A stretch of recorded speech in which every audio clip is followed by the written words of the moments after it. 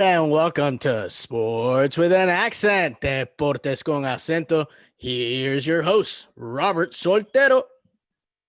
Hello, everybody. Welcome to another episode of Sports with an Accent, Deportes con Acento. Sorry about the difficulties. We had some internet issues, so now we're live. So glad that you can be with us today.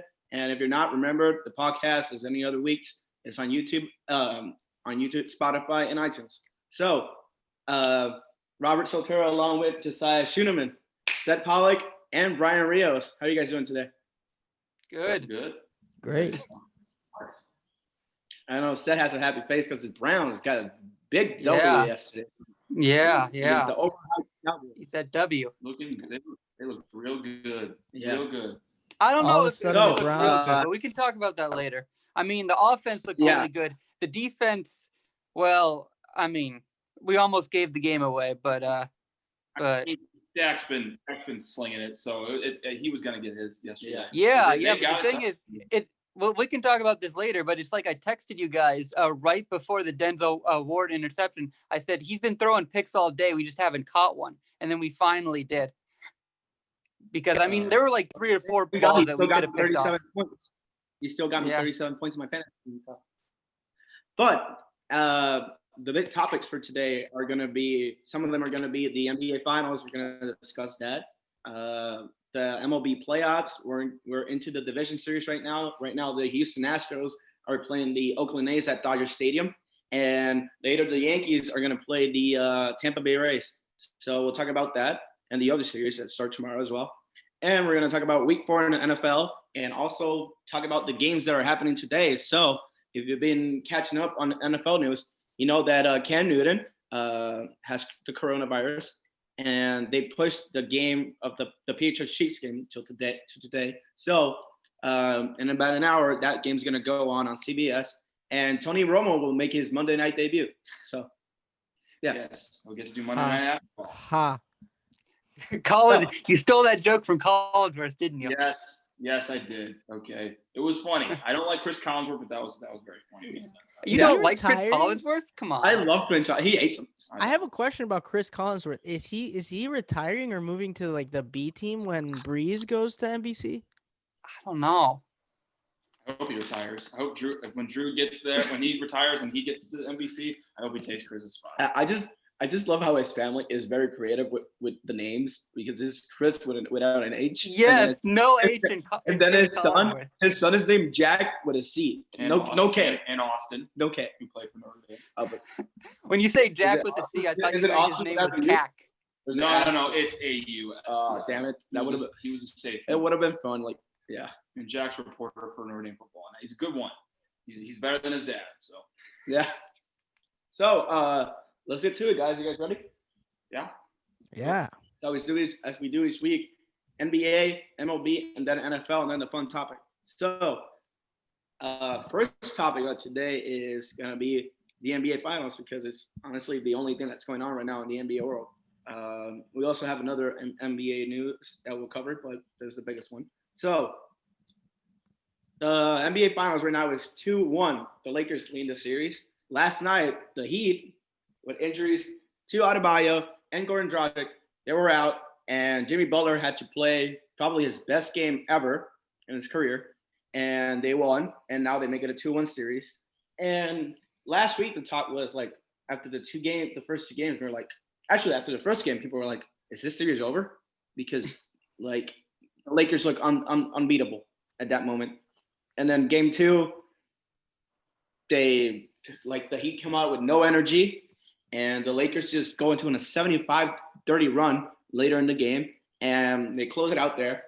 And now on Sunday, Adebayo, people thought he was going to play, but he ended up not playing, and he's hopeful for the game 4, so we got to see what happens there. But my question to you guys is, can the Heat still win the series? Man. Let's see. Today it just said that Bam Adebayo was upgraded to questionable for Game 4. The thing is, for the Heat, and for Dragic, it doesn't look like he's going to be playing for Game 4. I don't even know if he'll play in this series. So if that's the case, no, I don't think that he can win the series. But if they can get Bam back, they can at least make it interesting. The thing is, the team that they rolled out yesterday, they were very impressive last night, but they're not going to be able to sustain that. I don't think for the rest of the series. They need Bam. They need Bam and Goran to win the series. If they don't have both of those guys back, I don't think they can. Although I was very, very impressed yesterday with how the Heat played, and especially Jimmy Butler. I mean, I have watched, of course, being a Bulls fan, I've watched Jimmy Butler put on so many great performances. He had, like, in 2017, he had a few, like, 50-point games. But yesterday, the way that he played and was able to will the Heat to that win, that's the best he's ever played in his entire career. And, he's showing that he is a star, and he is continuing to ascend to, I think, a superstar. And the fact that he was able to lead that team, and that series looked virtually over after game 2. Once I heard that Dragic and Adebayo weren't going to play for game 3, I thought, oh boy, the Heat are going to go up 3-0. I mean, the Lakers are going to go up 3-0. Like, this is over. But they were very impressive. That zone defense that wasn't really working the first 2 games, actually was working out pretty well yesterday. And they got really good production from Kelly Olynyk off the bench, who was really good yesterday and really good in game 2. I mean, guys are stepping up when they need him to. And Jay Crowder, he's been a little up and down, but yesterday he played well. Him and Jimmy were really on the same page. Tyler Hero struggled to shoot the ball, but when he needed to, he hit some big shots late.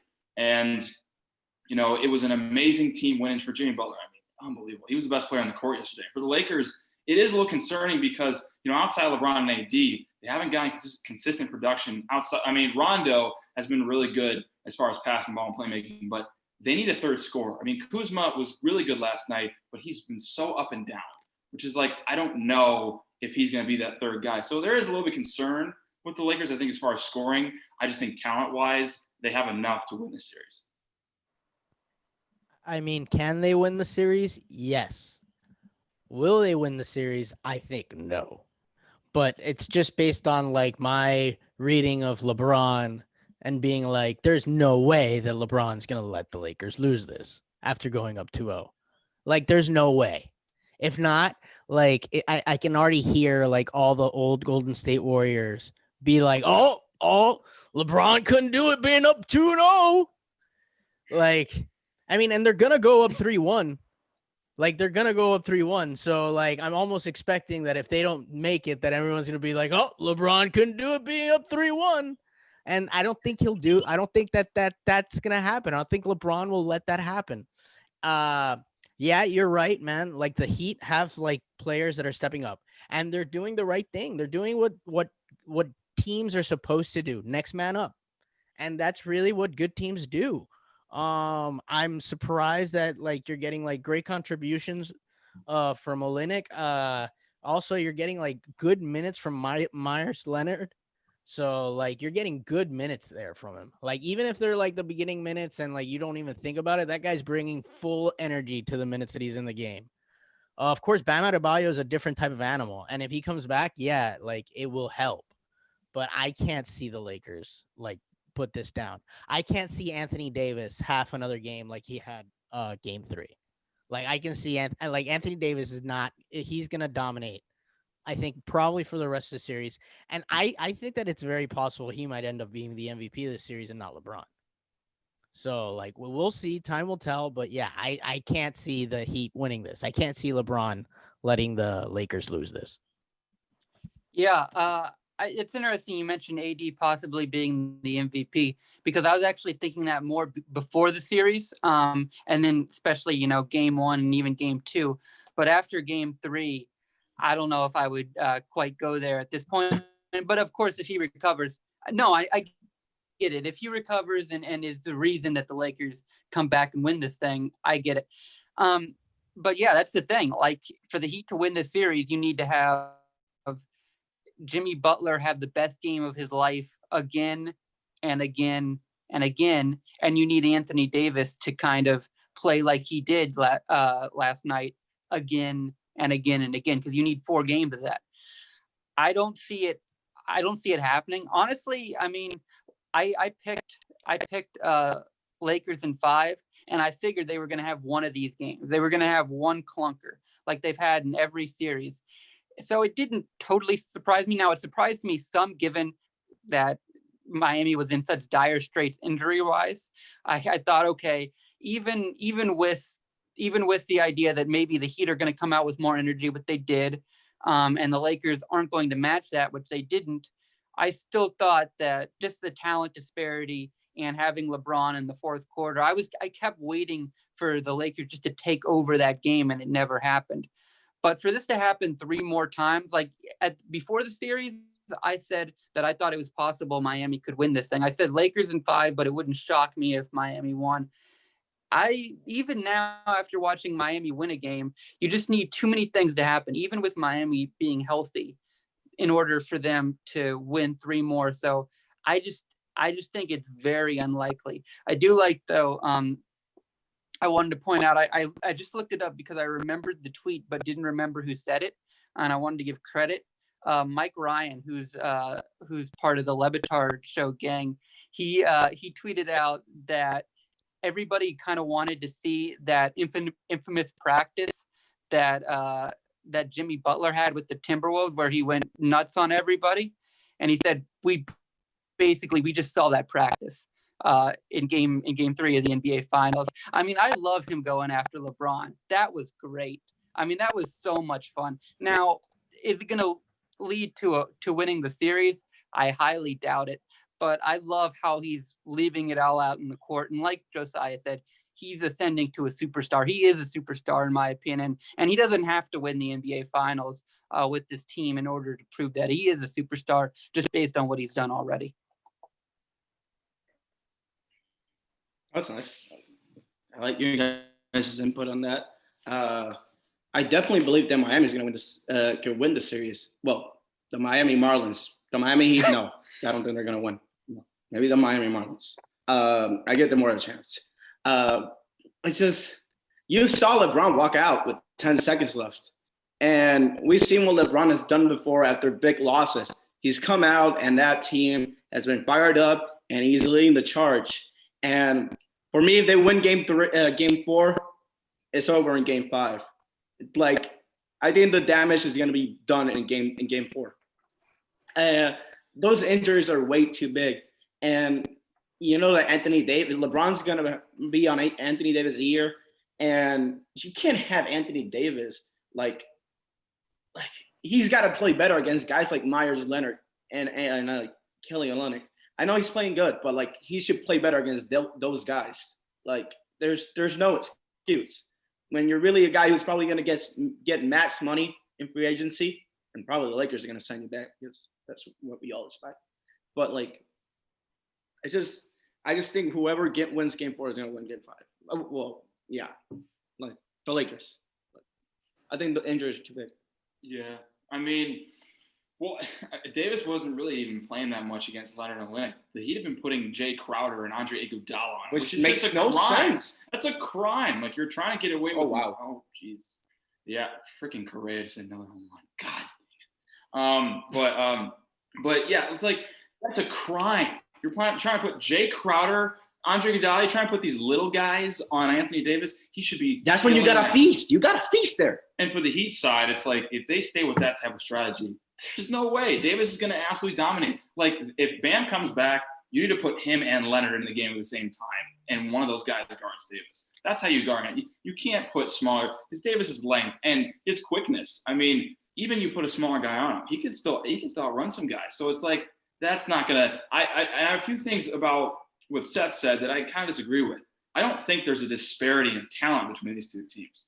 I actually think that overall, with the Heat at full strength, they're a more talented team. But with the Lakers, they have just more star power. That's what it is with LeBron and AD, and the experience as well with those guys.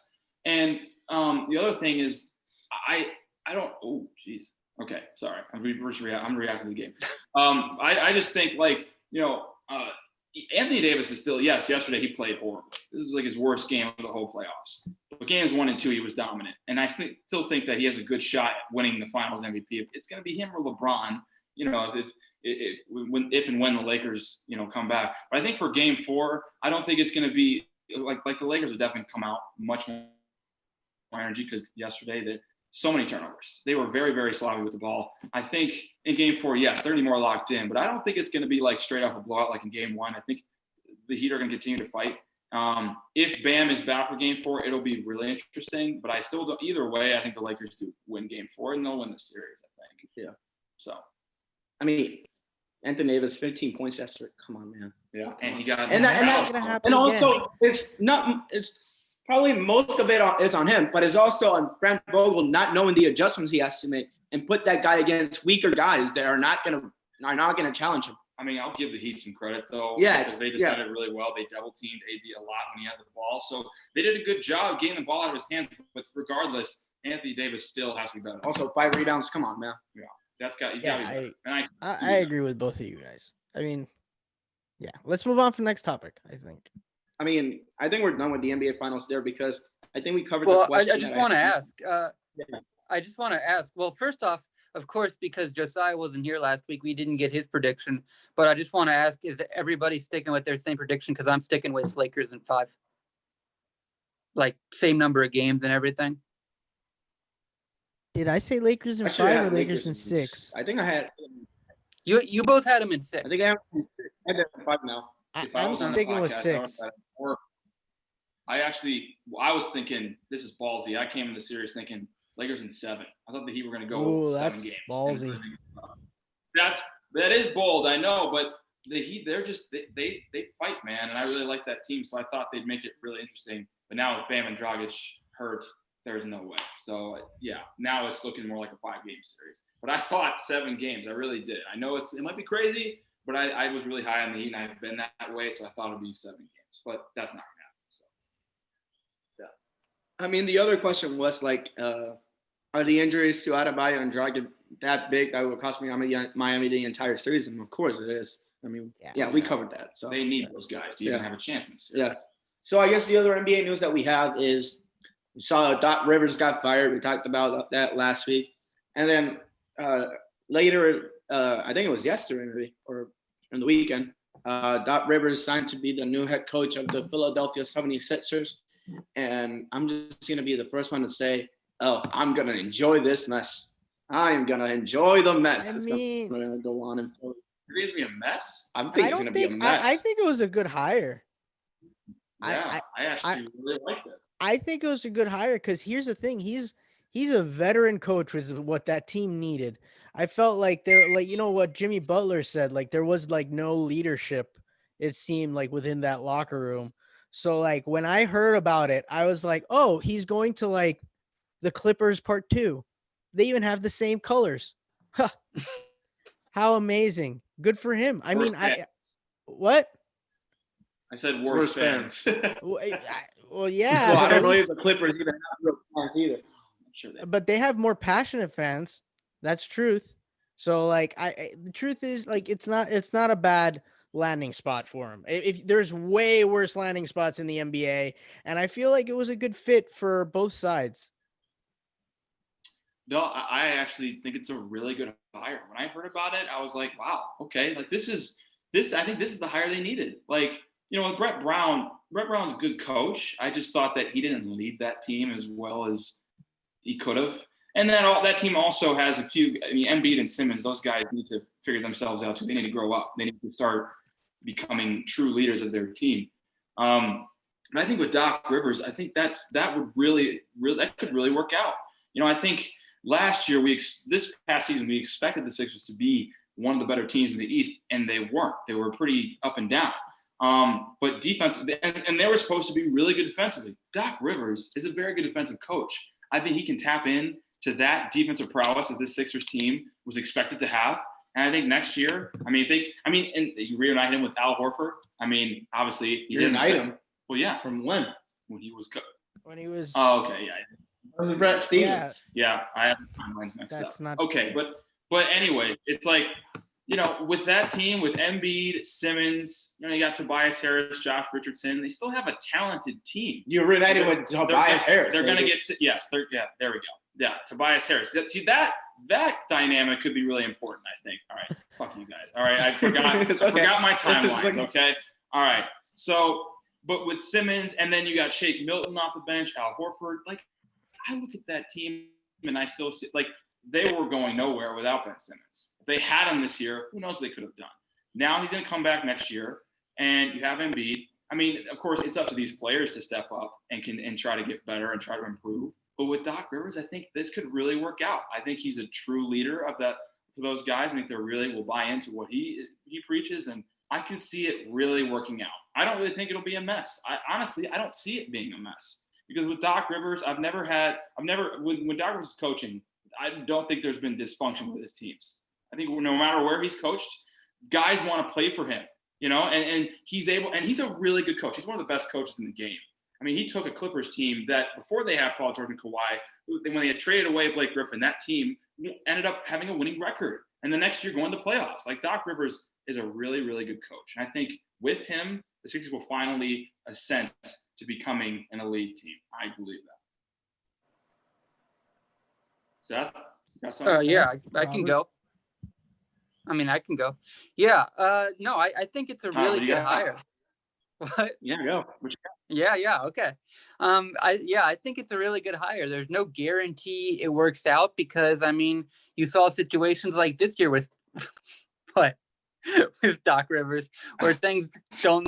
You're kind of frozen a little bit, just a little bit. I was kind of okay. I was frozen a little bit, but yeah. You saw situations like this where things didn't quite work out for the Doc Rivers coach team, and then even kind of saw. Now he wanted out at the end in Boston because they just didn't have the talent anymore, and he got a good opportunity in the Clippers. But overall, this is a guy who's led a team to a title, led two teams to the NBA title or to the NBA Finals, been in a lot of playoff games, won a lot of playoff games, and yeah, that's probably what a young team like the Sixers needs to get their two stars back next year. I think, there's, like I'm saying, there's no guarantees. And I don't know if this necessarily is something that'll help catapult them over the Heat or the Bucks, if the Bucks can be a real playoff team, not just a regular season team next year, or the Celtics. But yeah, when you have a coach who has legit kind of bona fides as somebody who can lead a team to a title, that's helpful for a team with a lot of talent that hasn't quite 100% learned how to put it all together. Right. I thought I'd give my main opinion that I agreed with it. So I think it's Robert's turn. Yeah. Okay. I just feel like this team felt like the rest of the Clippers the last couple of years. It's going to be a lot of second round exits. Look at all the good teams that are going to be on the East next year. You already had the Bucks, you have the Celtics, you have the Raptors, you got the Nets next year, the Heat, which he's going to get better because Tyler Hero is going to make an ascension there. Watch out for the Bulls, Billy Donovan. The Bulls might get an 8 seed. Good for them. And then you got the Magic, which I think if they make a trade for a big star, I think they can be, like I said last week, I like the trade idea. I'll try to trade for Bradley Beal.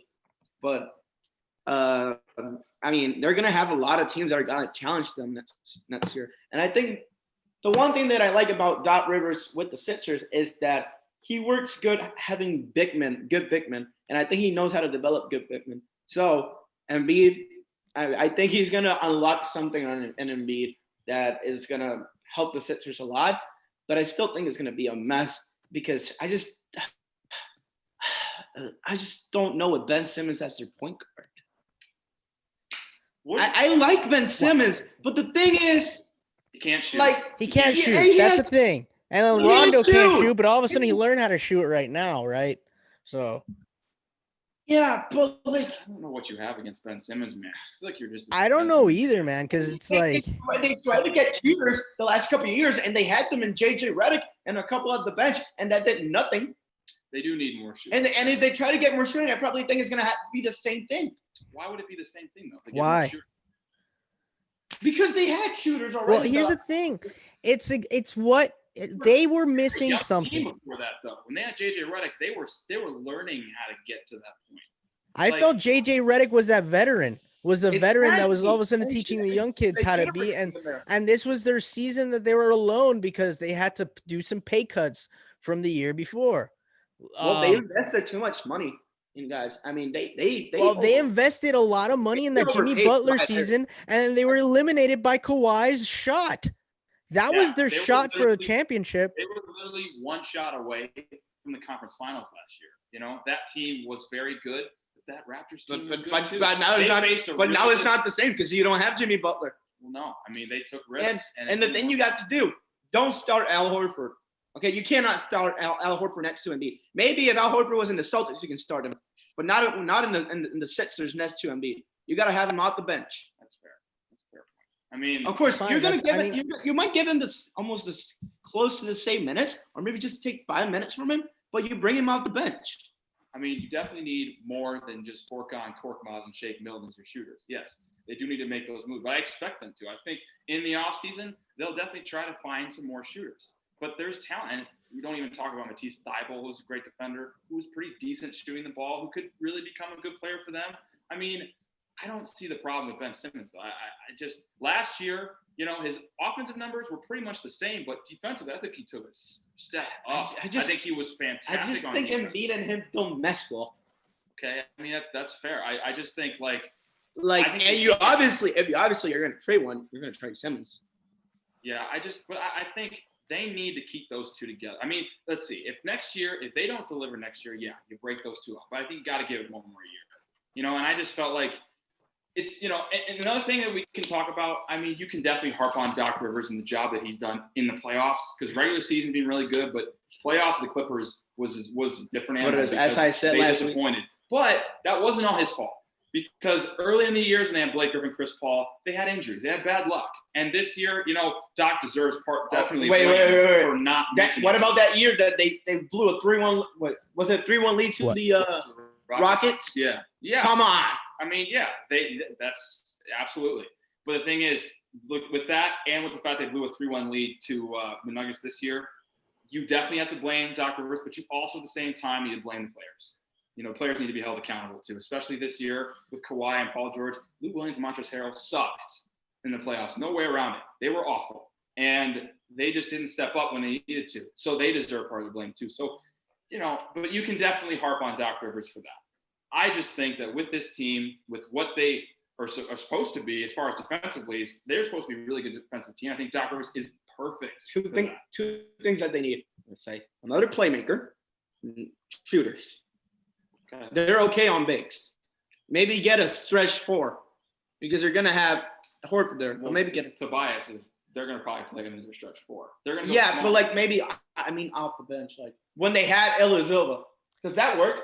Yeah. Here's the thing. I think it's just I'm really interested in what Doc Rivers does to the team. And for some reason, it just seems like a Doc Rivers team.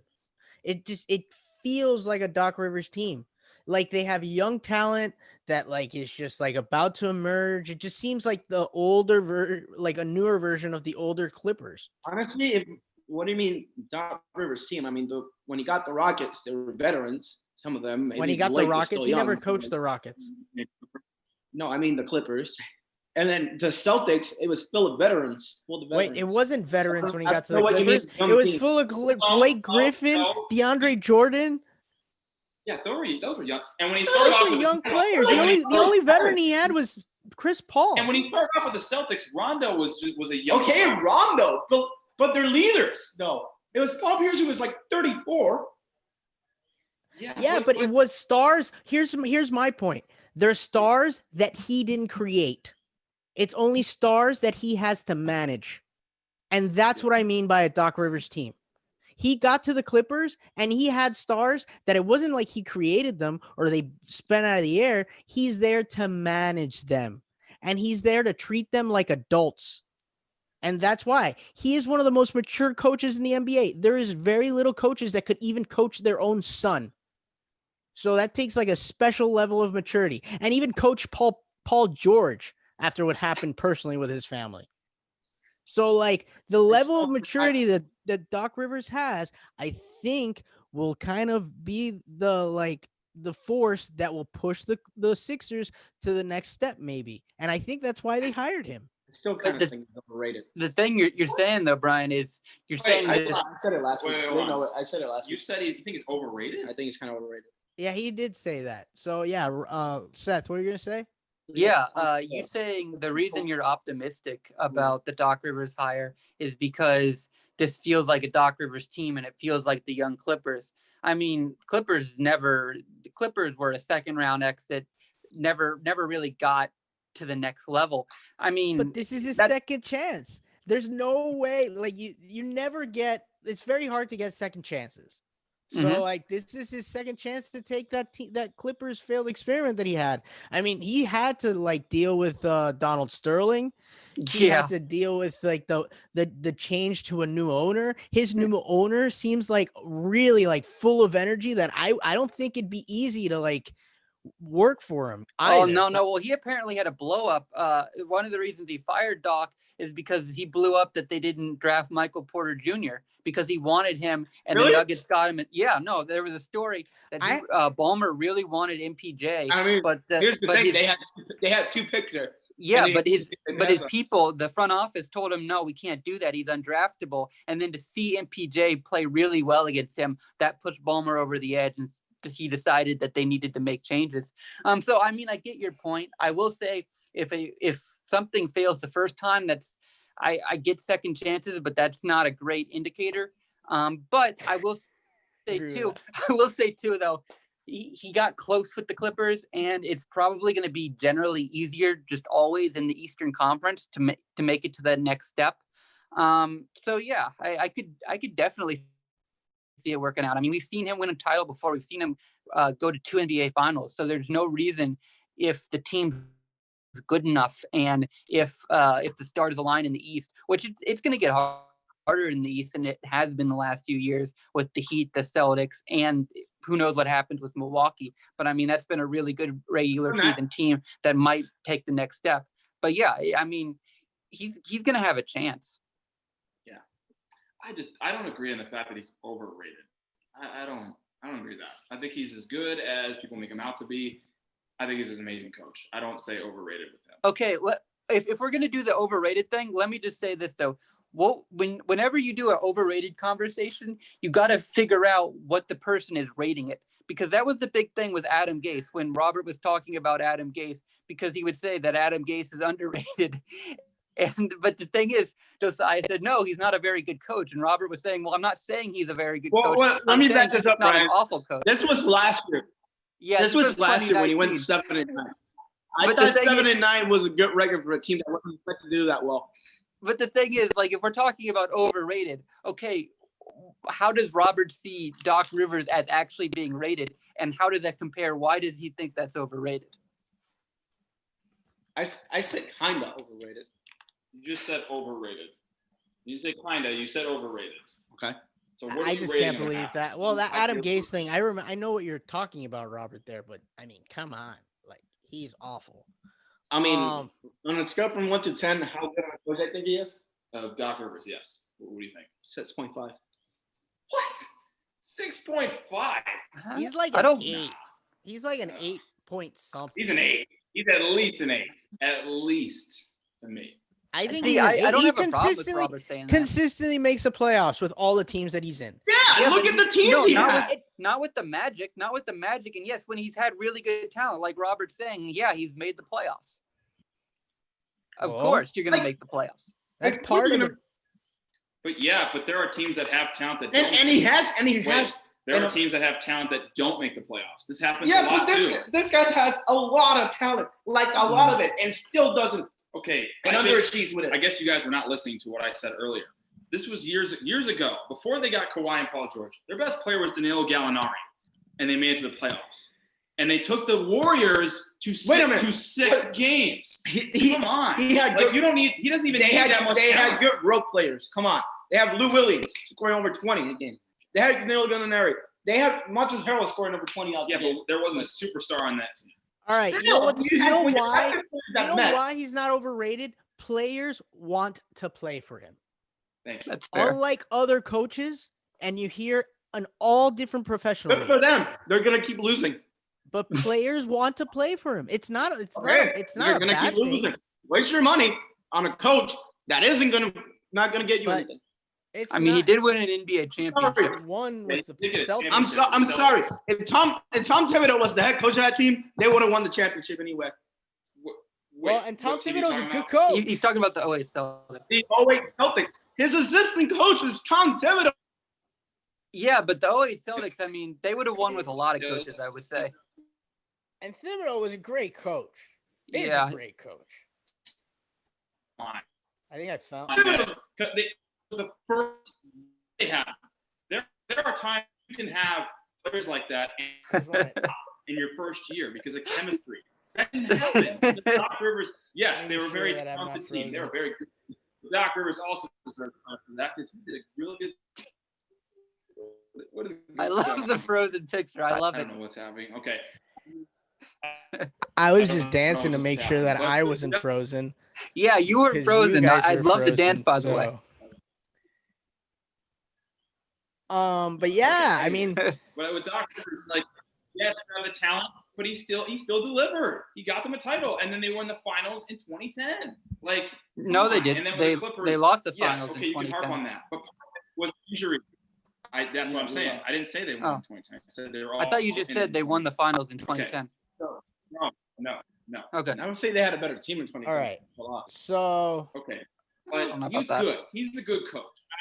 I don't agree with the notion that he's overrated. No, I think he's a really good coach. So all right. Also part of this, even if he might be a 6.5 out of 10 on the coaching scale, part of it is fit. And I mean, he does seem to fit with this team, so that fit matters. All right. yeah. I think we're good on the Doc Rivers talk, even though Robert seems a little frustrated. What? Move on to the next topic, or you have something to say? You have something else I you just- want to add? It's just I'm not excited though this team because it's still gonna be second round exits I after think- second round exits. Can I just say I think part of it is Man, because man, you hate the Sixers. you- want to how- fail. I think How part of it funny is would it because be he to- used I to don't be a like- I don't hate Celtic them. coach. I don't like it. You sure as hell don't like it. Man, Come on, you're a Celtics fan. if You're not gonna like if the the Sixers. if the course, Sixers but beat the Here's Celtics in the thing, I playoffs still this year, believe they're next year, second round playing exits. this back will be hilarious. Yeah, man, this would be really fun. You're- if the it's Sixers gonna be end up- hilarious when I'm laughing at you guys for thinking, oh, he's gonna get them over the top. All right, you heard it here first, I'm folks. saying he You heard it could. here. I'm not saying he As will. I told you guys, Strike, hey, strike Look- this from the tape. look at all the teams that he has to compete with. All those No, teams I'm agreeing are better with you than there. them. I'm All right. agreeing with That's you their there. I'm just opinion. saying it's a I good don't. hire. No, It's a great hire. So, I don't- anyways, Robert, I think what's it the is. next It topic? might be a good hire. If it's not gonna win you anything, is it really a good hire? all right, we got Oh, look, an out. Is it really a good hire? Is it an out? Yeah. Wow, they got out of the inning. it. They did. Okay. Let's move on. Well, that's the end of the NBA talk. Let's move on to the MLB talk. And I mean, playoffs, baby, division series time. And before we continue on the series, just want to say our brackets were pretty busted, really Oh, bad. yeah, dude, Last week. totally. Yeah, So we're just gonna you guys made brackets. we made Redo. brackets. You want to didn't go redo the very well. bracket? Because I think I had the Cubs in the finals. So I had the Twins in the God. World me Series. and Phil had the Marlins. I would have. Wait, in the World Series? No, No. against the Cubs. Mm-hmm. I have the Marlins. Spoiler alert! I have the Marlins beating the Braves. Yeah, I also thought Yeah. the rest were gonna beat the Braves, I but also wait, instead they scored 0 runs I would in have 20 predicted the fucking Reds third would have and scored 22. at least one run in 22 innings. 22 innings. It's the Reds. Come on. They 22 were innings. disappointing this year. I didn't I expect just much from them okay. at all. This is why I hate. Okay, I kind of like the format for this year just because it's 60 games. But Mhm. the thing is, look at why I hate it. Come on, it was 60 games, and they had the Cubs and the Brewers both have one of the worst scoring averages or scoring statistics in the history of baseball. They were close to that, and they still made the playoffs. Yeah, well. It was Cubs- 162 games. They Well- wouldn't have made it. Let's see. The Cubs. The Marlins wouldn't won have made the it if it was NL 162 games. Well, they won it something because the division was like, Yeah, they Both got of in those. because they won enough games. Like you can't. hate well, on like that. 162 games, they wouldn't have gotten in. yeah, fine. That's your opinion. I mean, you know. That's the there's beauty of the COVID season. There's no. Yeah, I don't know if I agree with that part, but I mean, if I made a bracket, it would definitely bust it because I thought the White Sox would go on to the World Series, and you can Yeah, see I that also had the didn't White nature. Sox. So I said the here's the White Sox. truth. We should make new brackets because our brackets are pretty busted. I don't And think any of us are winning the $100,000 though. however, I will say, this is interesting for baseball. I like this expanded playoffs. I really like it. I want I it. like it for. Yeah, I was gonna say You I like- like it yeah, for this go. year, but I agree with Robert. I don't like it overall, especially when you have a 162 game season. I don't like things to be decided in a 3-game playoff. Like if you have a great season, I The point do. of I love it. 162 Yeah, the point I of love 162 is that if you play well, you deserve it. You play average, you don't deserve it. Yeah, like the Brewers should like no. This even if the Sox, if this were a regular format, they wouldn't have made it, and that'd be fine with me because they didn't deserve to freaking win a series how they played the last 2 weeks. So like even though I was lucky that they got to play and took the A's to 3 games, I still hate the format. The format's so dumb. It's kind of fun. it's fun. Maybe it's definitely me fun. coming from. Exactly. I mean, but I'm there coming are from an people there. outside baseball fan perspective. I mean, baseball is not my like top sport. However, I'm watching because there's more teams in, and I bet there's more people watching because there's more teams in. And I don't know. It's Well, just of course, because there's fans of those teams that only got. well, yeah, of course. And I think I think it's something that could be explored. I'm not saying it's you guys. I'm saying it might be for other people. But then again, this is a guy who's saying that he doesn't want the DH, and all you guys want the DH. So I'm shooting that down right away. There's just no way I want this to continue. Like the Nah. Reds freaking made it for a damn run. The Brewers, come on, they had Christian Yelich and nobody else, and they had no shot of winning that series. Like, come on, this is so stupid. It's just the 10-team format with having the 2 wildcard games and the 2 teams that have buys. That's perfect. That needs to stay. And I am glad to watch more baseball. I'm glad there are more games, and it was cool. But this should not continue. This should absolutely not continue because you can have situations where you have some mediocre baseball teams who just so happen to just get in because of the format. It's like you don't even have to play that well to get in, and that's my problem. It's how I compare the NFC East. None of those teams deserve to get in the playoffs, but they will get into playoffs just because they play in the That's NFC a East. whole different conversation now. I love. I mean, I think Brian gets my point, though, right? You guys get my I point. get your point, but that's a whole different thing that we don't I need to get understand into. your What do you guys say, point, Brian? but the NFC East has also been always been famously for like teams underachieve, and whenever they win like the championship, other than when the Cowboys were dominating as a dynasty, but like whenever they win a championship, like the Giants, they're like the underdog of the playoffs. They get hot at the right time. Same thing happened when the Eagles won the championship in the NFC East. So like it's all about who gets hot at the right time. So that's maybe the argument with this expanded playoffs and with these other teams, because it's all about the teams that get hot at the right time. But And that wasn't the White Sox. But should it be if you have a 162 game season? Should it be a team that wins 2 out of 3 after 162 games? I don't think so. Should the 8th best team in the league beat the number 1 team in the league because they take 2 out of 3 if one team won 115 games and the other team won 82? I just I don't like Thing. that. I think that it will change when fans get involved, and there's like that whole home field advantage thing of like you only play the series at one stadium. I kind of like that, yeah. And I think that will change the factor. I think the fact that there's empty seats in the stadium, I think that like there's not that many nerves for the pitchers on the opposing team. I mean, like if you're a rookie pitcher, I'd rather have empty stands when facing the Yankees. Well, that didn't do anything for the Sox. They had a bunch of rookies that played, and they sucked. So, I mean, that's going to happen. So, Well, he got injured. yeah, I don't even want to talk about that game. Yeah. So. Robert, you want to give a question here? I mean, do you guys want to do the bracket thing or just go by series? Because I think it's go by series is better. Let's go by series. Just Okay. mention a series. Okay, so actually, let's just go with the one going on right now. That's the first one. So right now, the Astros are beating the A's 8-5 and the bottom of the 8. And I just want to know who wins and why. Tell me the games and why they'll win. All right. Oh, Well, wow, that's like a very expanded answer there. I mean, I wouldn't guess anybody. Who That, wins? I don't. I wouldn't guess anybody that season's gonna be. Oh, like he had it wrong because it was too many games. Oh, I guess this game. yeah, Go. exactly. Okay. Well, all right. So, it looks like right now, as the A's can do something here. It looks like the Astros are going to win game 1. But I look at this series and I think A's in 5. I think it goes all 5 games. I also really want the Astros, but I think this is it's a very interesting series, very entertaining series potentially already. I mean, this game 1's been great because we know about the bad blood we saw late in the season. Ramon Laureano and the Astros, like that. That's already a dynamic there. But I said, before the season, before we got to the playoffs, I said, do not be surprised if the Astros make a run. And they beat the Twins, and now this could be a very interesting series because, as poorly as their offense has been all season long, you look at those guys. They can win a World Series. They've done it before, even though they cheated to get it. They have the experience. Carlos Correa, I mean, man, he looks amazing right now. I hate the guy.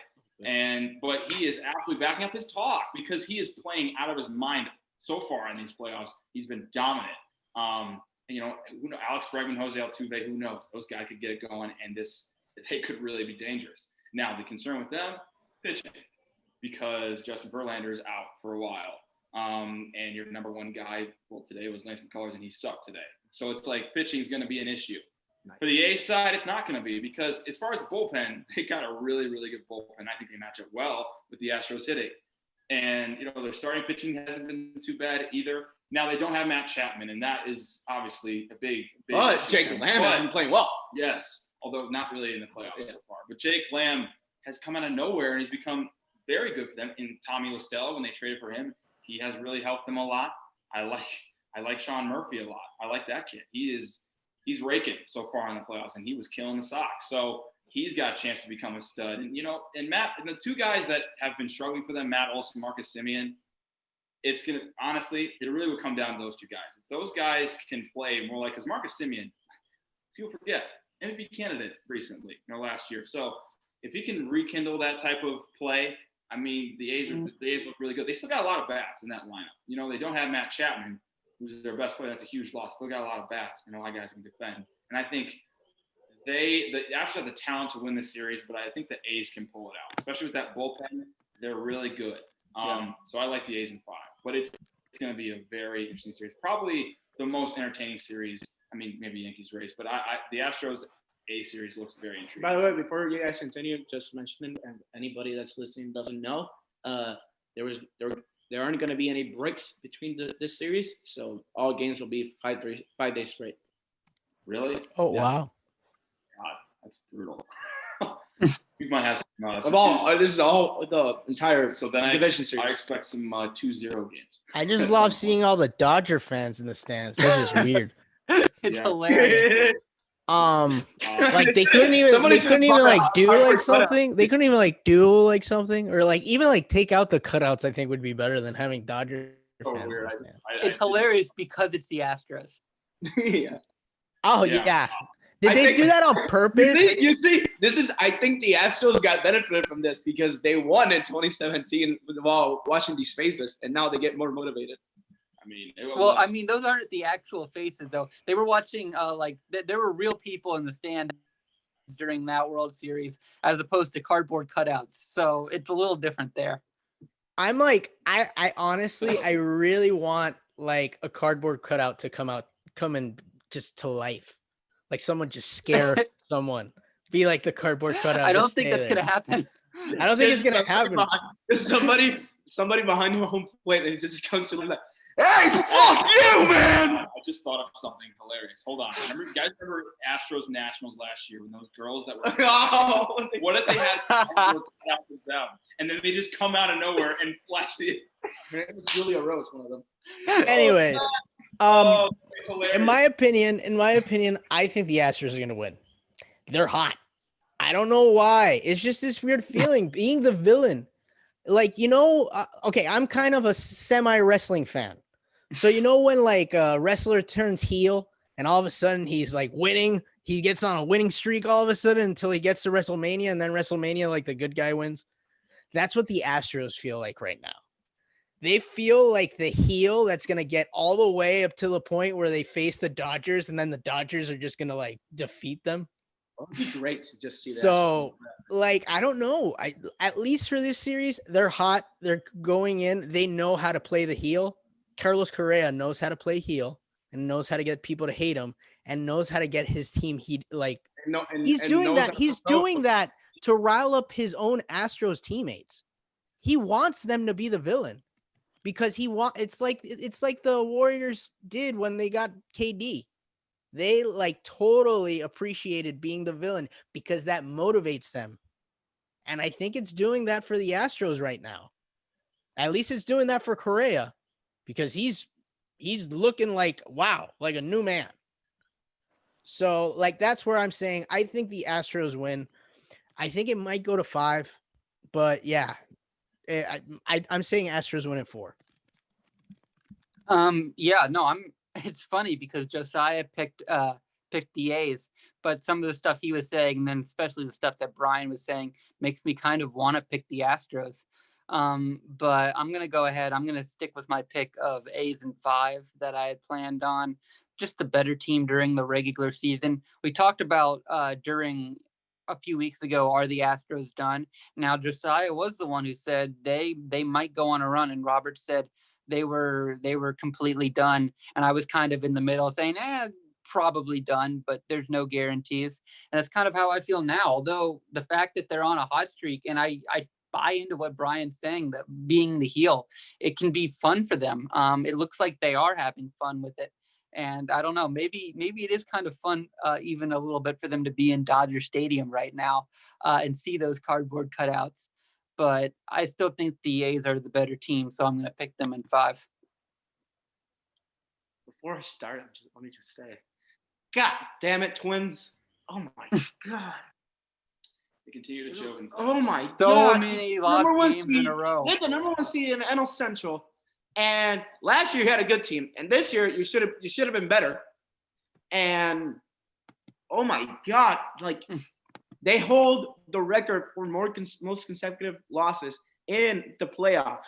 17 in a row, man. What's funny is that the last time they won a playoff game, what was it, like 2004 or something like that? The Sox had not been in the playoffs in 12 years and still won a playoff game in that span. Like, it's crazy how long you can go with the drought. You had one job. You had one freaking job. Man, Minnesota sports fans, how awful must that be? Just generally, like that would suck. Ski, you know. They might need to make some tough moves in the offseason, I think, if they want to get over the hump. Because if you're from Minnesota and listen to this, ski, you know. But yeah, Ryan probably doesn't know what that means. I'm gonna say row the boat as well. Row the boat. Great. So, what was I going to say? I mean, I'm picking the A's in this series. I think the pitching will hold up in the other games. Today hasn't been good to them, but I still think they're the better team, just because of what they have, and like in pitching, as I said. Maybe the better lineup is the Astros because we've seen what those guys have done before. Yeah, they've done it while they were cheating, but we've seen what they've done over years that they haven't been cheating. So, but I just think the A's are the superior team when it comes to the starting pitching and the bullpen. Also, the A's are playing in their home state as well. They might be playing a different stadium, but they're playing in their home state. Come on, that's just like yeah, come on. What does Also, that do? California is so big. Do they like, have family California. visitation rights in this bubble? I don't know. Not yet for the championship. Exactly. So what the hell does their own state do as like a They're still playing favor? their home state. Maybe the weather. Or It's like 3 or 4 hours away though. Like, really? Like- is it really 4 hours away? The Bay? Yeah. Yeah. Jesus. Northern California, Southern California. Good God. We got to give you like a trip around the US, man. Come on. Yeah, no, it's in California, but that doesn't. They're not playing in their home stadium. So It's still in the home state, but yeah. No, stop it. Yeah. Stop it. California is a big state, man. I think that the stadium benefits the like Astros for the Yeah. exact reason Yeah. that we were just talking about, like the locker room material. Like, You see all those faces. You want to beat all of them, all those cardboard faces. You want to make them sad. You want to take the smiles right off That's their faces. determination right there. Decapitate them. That's determination. Mm-hmm. why is your guy like with an Indians jersey behind like home plate though? It's kind of weird. Like just look at the Is there next an one. Indians man Towards the cardboard right. cutout as opposed to Oh, Marlins? yeah. Indians man. You probably got lost. You know what would have been fun if Marlins fan would have gotten a cutout in every single stadium? Yes, that That would have been awesome. that should have happened. That should That have should have happened. The MLB should have paid for that. Marlins man should be the That one should fan happen. allowed in every game. Especially Yes, Marlins actually, fans. that's the only card cut out. Every seat should be empty. Just Marlins No, man no. in the middle at home No, plate. no. The That entire stadium has Marlins fan. I like that too. Yeah, the Just entire orange. stadium is a cutout. Just A lot of orange. cutouts. Just 40,000 orange. cutouts of Marlins man. All right, so we got the picks on this Okay, series. I'm the only one that picks mine is A's in 5. And by the way, I don't know if you guys saw this stat. I told Josiah, but Alex Bregman homered today. And in 2017, he homered October 5th. In 2018, he homered on October 5th. In 2019, he homered on October 5th. Today, he homers in October 5th. That's crazy. Something about October 5th. Oh, wow. Maybe Wow. maybe he had a bad breakup that day. Maybe he's just crushing us himself. I love how Dish just updated the like that it's Pats and Chiefs and not Wheel of Fortune. Like that just happened automatically. On the, I mean, Yeah. COVID. Hey, NFL and COVID, it kind of is Wheel of Fortune right now. Yeah, it might be. But let me go. But one something else about the A's. I really want to see the moves that Bob Melvin makes in this series because he's worried me a bit, and he worried me a bit that last series against the White Sox because after Liam Hendricks threw 49 pitches, he says, "I'll bring him out the next day," and he did. And I was worried because she might cost him having an injury or something. He didn't, and he shut down the White Sox. But like, you gotta be careful. Like, I was okay with the move. It's a winner take all hands on deck. You got to have him out there. He's one of your best. He's your best player in your bullpen. yeah, but like 49 I know pitches he's is a for- lot. it's If you're the gonna go playoffs, deep though. in the playoffs, though, like Yeah, that's but- gonna put a tax on him. Yeah, but I think if he didn't play him, who knows? They may not be here. So that they had to make that move, and he was fine. He was good. So it's the playoffs. Yeah. You're gonna have guys that are gonna be overworked. It's kind of inevitable. You know? It just worries me that he gets injured or something like that. I'm not worried about it. So next series, the one that's gonna be played later tonight, very interesting room because you play in the same division and it's been a rivalry for a long time now. And it's not quite Yankees Red Sox, but the Yankees and Rays. It gets pretty feisty in there. So Yankees and Rays later tonight. Who you guys think is gonna win this series and what? Okay. Man, I've been going back and forth about this one.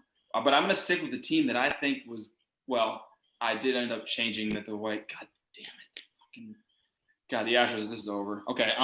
But yeah, because I have been high on the Rays for most of the year until, the White Sox were starting to play really well, and I was high on them. But I'm going to go back and say the Rays are going to win this one in 5. It's going to be a very deep series because, well, the Yankees bats came alive. Last series against the Indians, absolutely came alive, and they look to be as healthy as they can be. And when they are dangerous. But it's like when they are, who knows? Something could happen in this series where somebody gets hurt or something like that. But they have the bats. I mean, you look at that team, and then DJ LeMahieu, who freaking won the batting title over Tim Anderson. Damn it! But he is unbelievable. He's raking. Aaron Judge, Stanton, Torres. That team is very talented. But with the Rays, you look at the batting orders of both teams. Obviously, with the Yankees, they have more star power, but the freaking Rays, man, they just have a lot of good players. A lot of guys that can step up to the plate and they can break. I mean, Randy Arozarena and against the Blue Jays just was unbelievable. That kid's getting better and better, and he's a star in the making, I think. And Brandon Lau has been consistent for that team. He's very good. Yandy Diaz. They're what, dude? Is it low or loud? No, go keep going. I don't know why, Robert. I think he just No, likes you. because there are two players on the Because of Rays. Nathan Lowe the and same Brandon name. Lau. That's why he says that. Okay. One's moving on. pronounced Low, one's pronounced Lau, and Robert finds it endlessly hilarious. No one cares. Okay. So Joey, and then there's Joey Wendell too, who's been freaking raking this year. They just got a ton of good players, and they're deep. They're so deep in that with their offense. Hey, Austin Meadows. And they're pitching, yes, Austin Meadows as well. And they're pitching, I mean, I like Blake Snell, and we got Charlie Morton, and they got a good rotation. So it's like this is a very interesting series. I think the Rays with their depth, I think that's very important, in the playoffs is having depth, and they got a lot of it. So I think, with this series, it's going to go 5, but I think the Rays with their bats, they're going to do just enough. And I'm a little bit skeptical about the Yankees pitching. So I think the Rays match up well with that. Yeah. I think that's going to be the difference in this series. And I think that's why the Rays win 5. Yeah, I mean, I don't know. Can I go first? Yeah, go ahead. I mean, bad targeting what you just said. I mean, the Yankees pitching. I mean, after Cole, we don't know what we're really gonna get, because Tanaka didn't look well on that start against the Indians. So we'll see what happens there. And then the guys after that, I don't know what to expect there. But the good thing that the Yankees have is that they've seen this team before. I mean, they play in the same division. They play a lot of games throughout the year. So they've seen the pitching before, and they've seen the lineup before. So maybe it's a plus for them, obviously. And one of the things I wasn't expecting was that first game of the series against the Indians, I mean, it was Shane Bieber against Garrett Cole. And Shane Bieber, a guy who won the Triple Crown. And then the guy doesn't last, 2-3 innings? Was it, Seth? I don't know. Yeah, I wasn't watching I mean, that a game. dude that won the Triple Crown, you're expecting a pitching matchup, and that is exactly the opposite of what you got. Mm-hmm. And I mean, the Yankees lineup looks well. You just got to worry about the injuries, because with them, Stanton plays 2 games. If something happens to his finger, I don't know, or to his rib, something like that. And like they're made of crystal, I say every time. Glass. Crystal. Glass. Wow. Interesting. Crystal. Same thing though. Yeah, same thing. But okay. Keep going. I'm But I mean, the Rays, now going back to the Rays pitching, like they're stacked, like from top to bottom. And like if Blake Snell and Tyler Glasnow play at their highest level, it's going to be hard for the Yankees. And then the Rays, the last couple of years, had the best bullpen.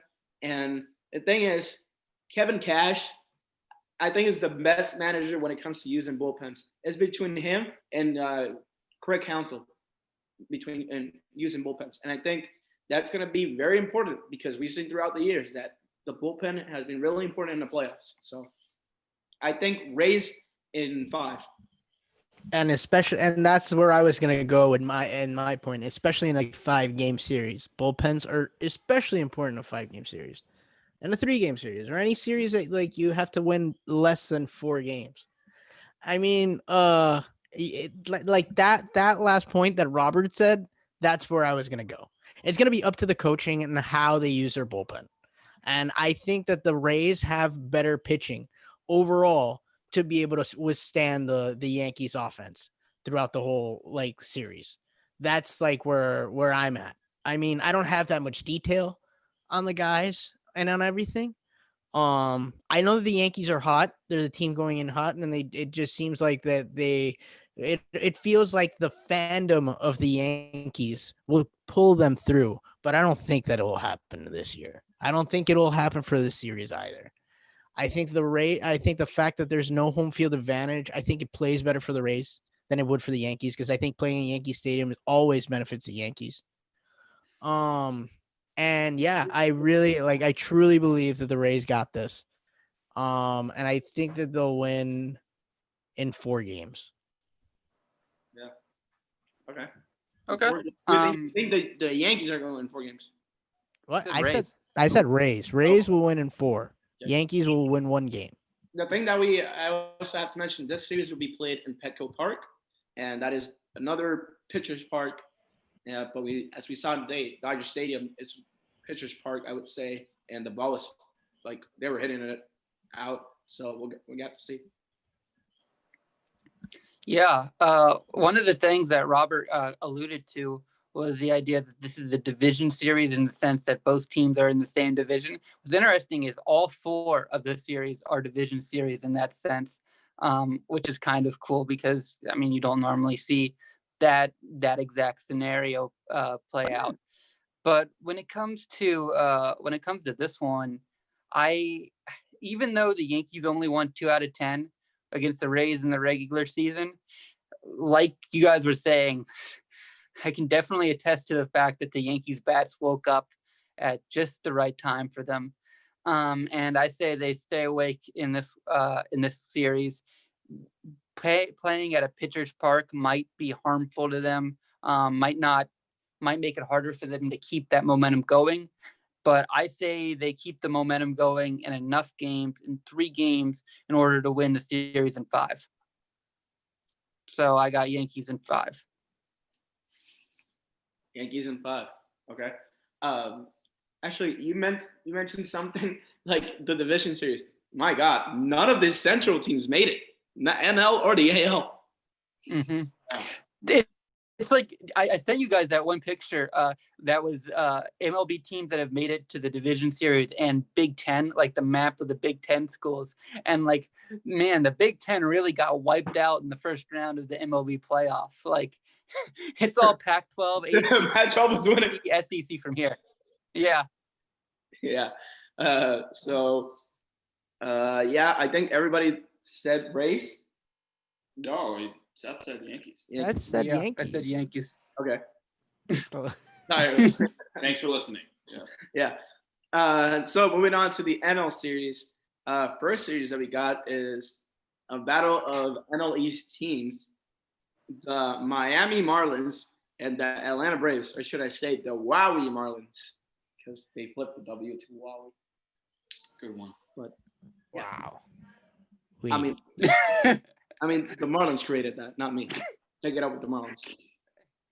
You're the one who said it, though. You did They say create. You also texted that to me. You did try to use the joke for laughs. I didn't come up with it, although I said it. I didn't find it funny, but I tried it out You for also laughs. texted that to me, so it's the second time you used that joke to me. So thank you for that. Yeah, that was Edward Soler, keep on going, buddy. No, pass it to Julian Edelman. All right. Let's go Braves, Marlins. Who wins? What? Okay. I know the Braves are going to win this series. That's for damn sure. I've been kind of like trying to think, man, will the Marlins win a game? I'm going to say no, they don't. I'm going to say the Braves sweep them. I'm going to bold take right now, Braves sweep them. I'm going to say that right now. Here's why. Okay, now you can say, because the Marlins have good pitching, with Sandy Alcantara, Sixto Sanchez, they have the ability to win a game or 2 in this series. My thing is, with the Braves, they're bats, man. I just look at that team with Freddie Freeman, who's going to win MVP in the NL, okay? Then you have Ronald Acuna, okay, who's a stud. Then you have Marcell Ozuna, who's absolutely raking this year. That's a 3-headed monster that I don't think the Marlins are going to be able to stop. I just don't think their bullpen, I don't know if they're going to be able to hold those guys down. And then let's not forget Travis d'Arnaud, and surprisingly, he's had an amazing year. And Ozzie Albies. I really like that batting arm. I really like the group of hitters they have. And I just think, and also their starting pitching we saw against the Reds was dominant now. I don't think the Reds are going to do a whole lot offensively otherwise. I mean, the Marlins are better offensively. But Max Fried was extremely impressive. And, Ian Anderson was very impressive in his first start. So I think they have good enough starting pitching to hold. I mean, the Marlins have some offense for sure. I mean, Jesus Aguilar, Brian Anderson. But I think the Braves, the talent there's a huge disparity, I think, in talent, especially offensively. And I think the Braves have a big advantage there. And I think their bats are going to absolutely come alive. And I think they're going to full on sweep them. I really do. You can say, and you guys may think that maybe I'm jumping the gun, but I think the Braves, their offense wasn't great against the Reds, but I think in this series, they're going to explode. I think it's going to be an absolute field day. I think the Braves sweep them. I don't know if it's going to be a field day, but like I do agree that the Braves are going to win. Not really for their bats, even though they have the bats. I mean, they are the offensive powerhouse. It's because their pitching woke up. in the Cincinnati series.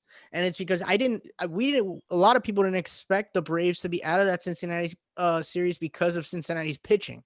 So the fact that it's the Braves pitching that we're talking about during that Cincinnati series, it's amazing. And I think that's what really carries them out there here against the Miami Marlins. I agree with Josiah that it's going to be short. I do think the Miami Marlins will get a game, and be really scary if they get two, because I think that it'd be really scary if they win 2 games. So I think it'll go 4 games.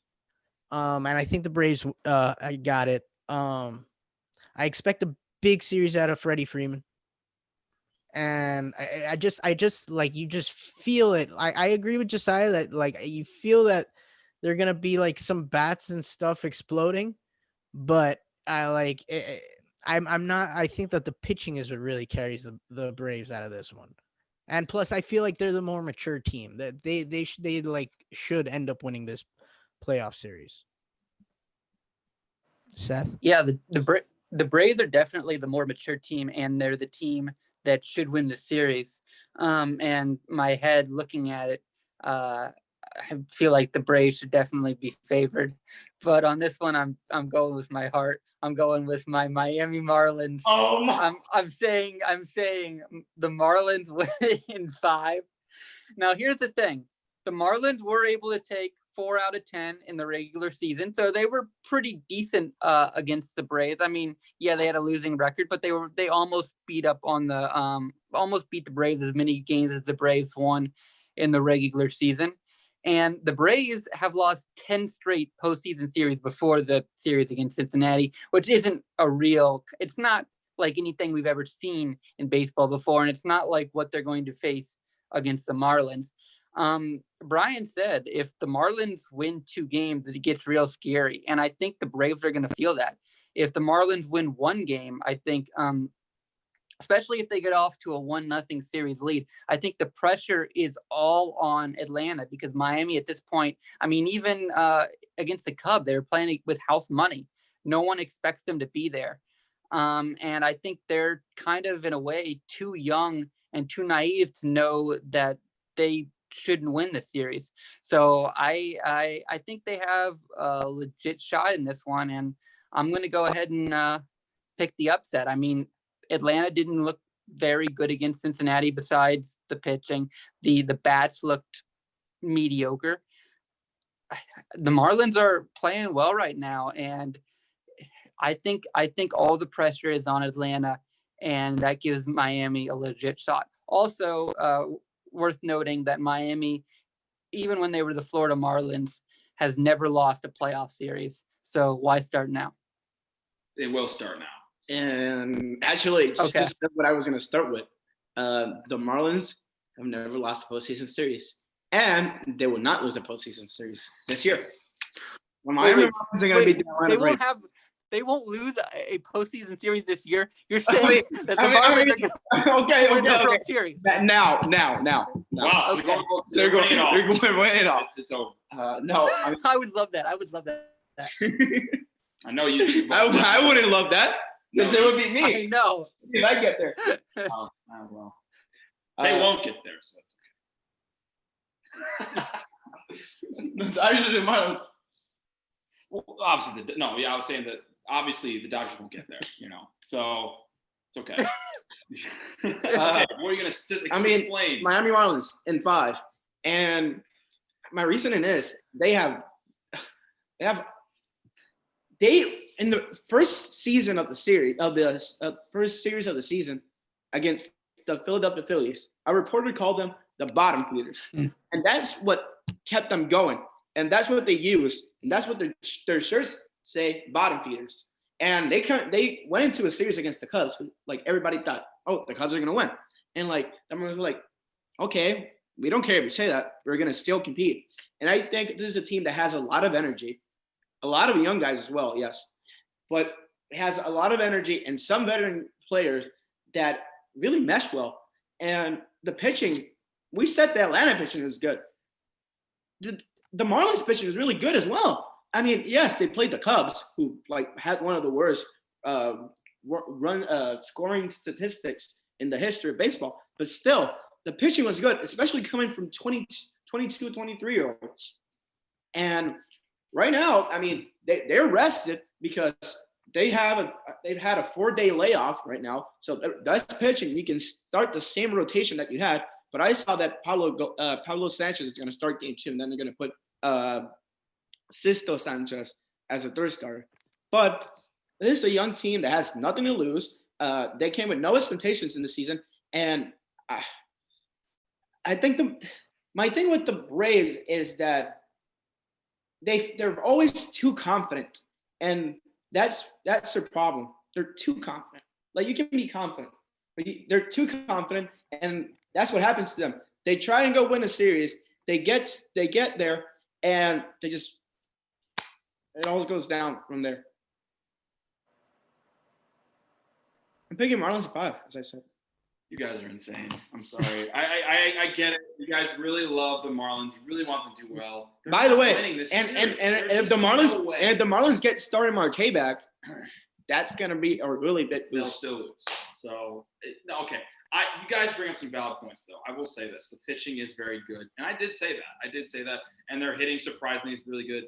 I didn't come into the series, but I'm going to say this right now. I don't think everybody thought the Cubs would win because their bats suck. Their offense wasn't good. I wasn't even that confident going into that series. Okay, everybody thought the Going into that Marlins were going to series- lose to the Cubs. I didn't. Almost like a Going lot of into people. that I series- didn't. Going into that series, I was like, yeah, the Marlins could definitely win the series. And after they won Game 1, I thought it was over.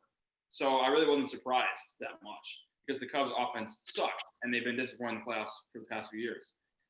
But I'm not going.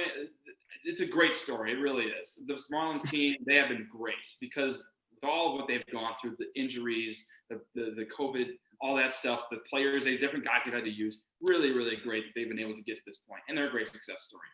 But they're playing a Braves team that's far more talented. It's got far more hitting in their lineup. And they could win a game, I guess. But I think the Braves, the pitching, Brian, you mentioned the pitching. I didn't say the pitching wasn't going to have anything to do with them winning the series. I think definitely. I think their pitching is going to be really good, and they're hitting, and they're just going to be hitting the ball really well. And there are going to be some interesting games in the series, but I think they're just going to go out and they're going to absolutely tear it apart. I really think that. I think this is a series because last series, yeah, their bats didn't look good, but keep in mind it's the Reds pitching. Trevor Bauer was amazing, and like that didn't surprise me at all. Their pitching was really, really good, and that was a tough matchup. They got through that, and now they have a little bit better of a matchup, and I think they're going to go out there and they're going to absolutely kill it. That's just how I look at it. So, but Braves. I think the Braves are sweeping. I just don't – the Marlins can get a game just from their pitching. I just don't think they will. And go on a limb, I don't think they'll win a game. Nothing else from you guys? No. I think we can move on. Okay. So the last series in the National League and the last series of all we're going to talk about, the San Diego Padres versus the Dodgers. So you guys are picking here who you think wins and what? I really want to go with the Padres here, and that would really piss Robert off. I know it would. They really can win this series. This is a really, really interesting series, but I'm going to go with the Dodgers.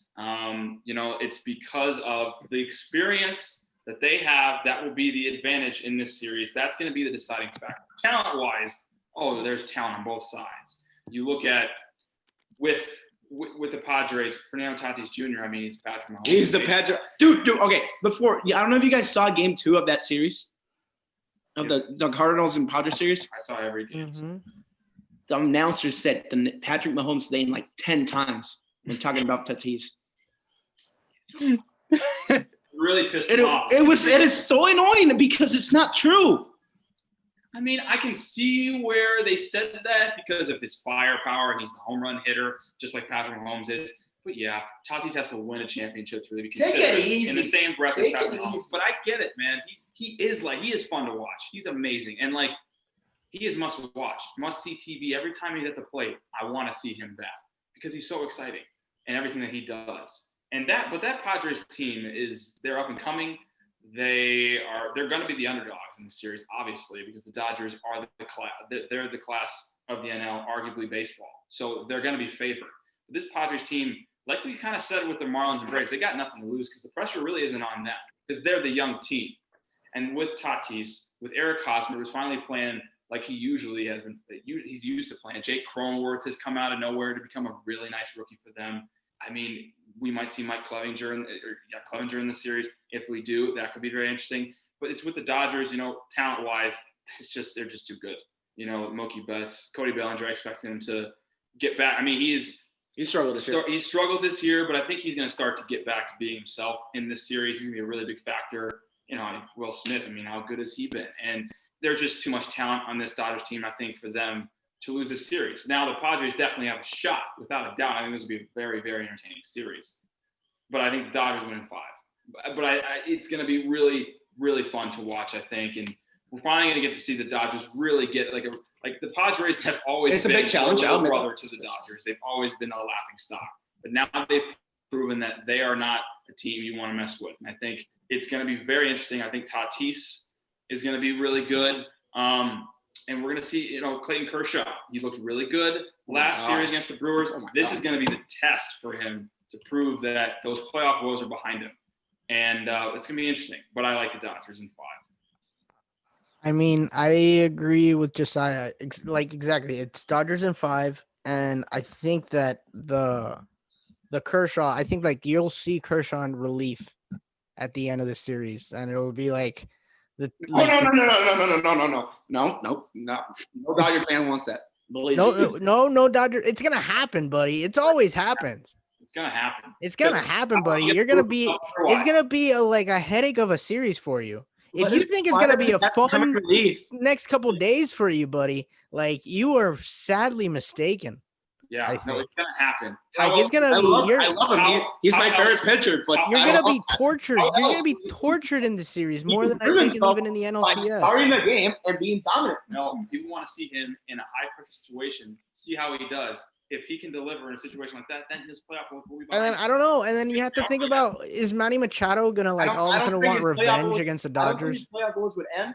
Wait, Brian, what'd you say? And is Manny Machado gonna all of a sudden have revenge against the Dodgers? Yeah, I totally forgot to mention Manny Machado. I don't know. Dustin May has made easy work with him. Work with him.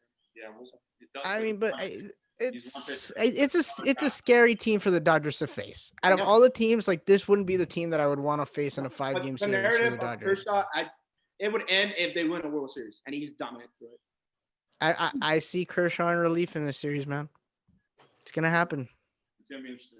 And it's gonna be a headache, and you're gonna be sweating bullets.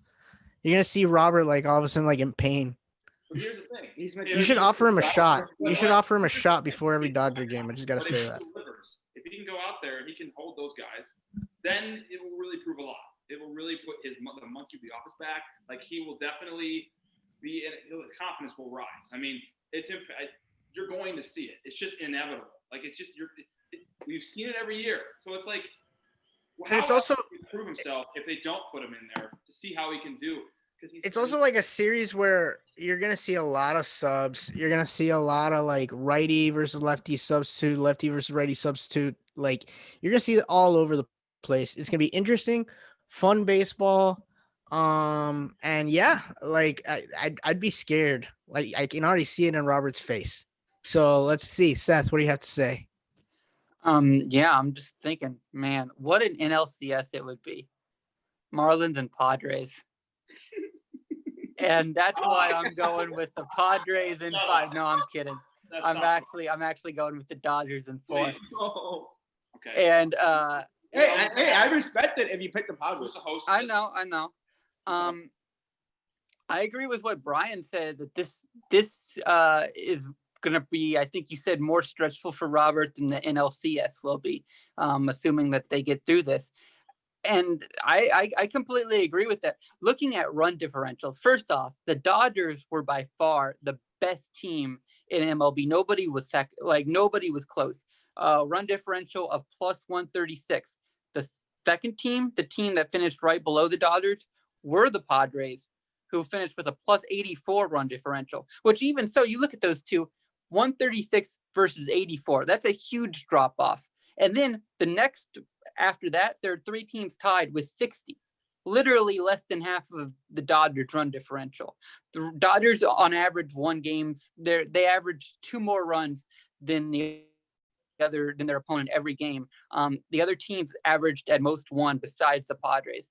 So this will be, of course, definitely a real test for the Dodgers. And I mean, the Padres have what it takes to win the series. One of the reasons I picked the Dodgers in 4 is because I think if this does get to a 5th game, with everything the Dodgers have had in the playoffs the last few years, if this gets to a 5th game, you know that all that's going to be creeping up, all that stuff about how great this regular season was, but can they get it done in the playoffs? So I think the Dodgers are going to have to really dispatch them fairly early, because if the Padres get their confidence, by the way, Padres, talking about the Braves not winning a series for a long time, Padres went 22 years without a postseason With the World series Series, win before. the World What? Series, right? Yeah, they lost to the Yankees, I think. Yeah. But yeah, that was that great Yankees team. Man, Tony Gwynn on the Padres then. But if the Padres get confidence and they're the young team that can end the streak and actually be this great team that wins the World Series, then the Dodgers, I think, if it gets to be 2-2, the Dodgers are going to be very worried, and there's going to be a lot of pressure going into Game 5. So the Dodgers got to end this thing in 4. Otherwise, they're in real trouble. Picking Dodgers in 5. And Whoa, wow, that's a complete shock. I mean, Because he knows it's going to be a headache. probably a Dodgers sweep or a Dodgers winning 4. Look at it in his face. He knows it's going to be a headache. I know it's going to be a headache. I mean, social media this entire week between Padres and Dodgers. I mean, I'm gonna spend my time just trying to like shit on those fans, and then those guys are just gonna try and clap back at me, because that's what happens every single time the Dodgers and the Padres play. It's a rivalry between big brother and little brother, and this time little brother is actually good, and they can actually win this series. It all comes to see if after the 1 and 2 starters, those starters can actually be healthy enough to play, because the rosters, you got to make the roster by 10 a.m. tomorrow, like the division series roster. And Jace Tingler said that they were taking a step forward, but then they took a half step back, and then they didn't know. So we don't know on Mike Clevenger or Dinelson Lamet. So we got to see what happens there. But if the Padres employ the same rotation that they did for the wild card series that they did against St. Louis, the Dodgers are going to be well positioned to win this, because, I mean, the Cardinals did that, and the Cardinals were like average at best as a team this year in batting.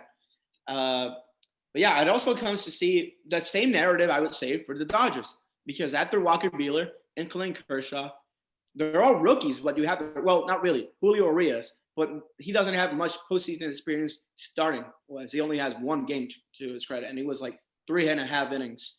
So we got to see what happens there, who the starter is. But if I'm the Dodgers, I roll with Dustin May or Tony Gonsolin. I think Julio Urias is better as a reliever.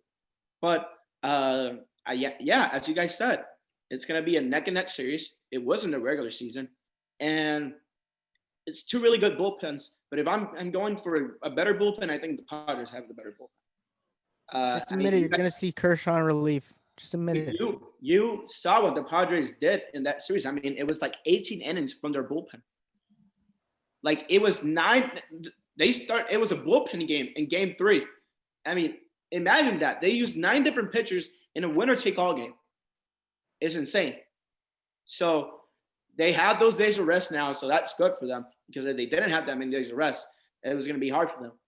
But I put the Dodgers in 5 because of just being there and their determination to just win it already, because we know what the narrative is with them.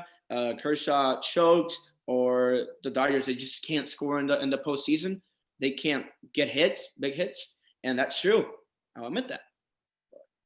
I just think the Padres never haven't been there.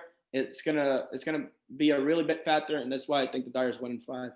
And the Padres are coming with a lot of confidence, so that's good for them. But I think Dodgers in 5. Quick question: do you actually like get into Twitter wars with Padres fans, or like San Francisco Giants fans? Is that like a thing? You do that? I mean, Dodgers fans do. Okay. You said that you would engage with Padres fans. Yeah. During the World Series, or in the World Series. Wow.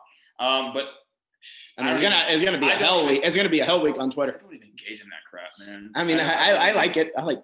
Clearly, you love conflict, so I guess Yeah, I like you're conflict. fine with that. I just don't even waste my time with that shit. But what you like to do, I guess. But no, it's a very interesting series, and it's gonna be fun. By the way, we've been talking about one shortstop. I know this is gonna sound biased, but we've been talking about one shortstop in Fernando Tatis.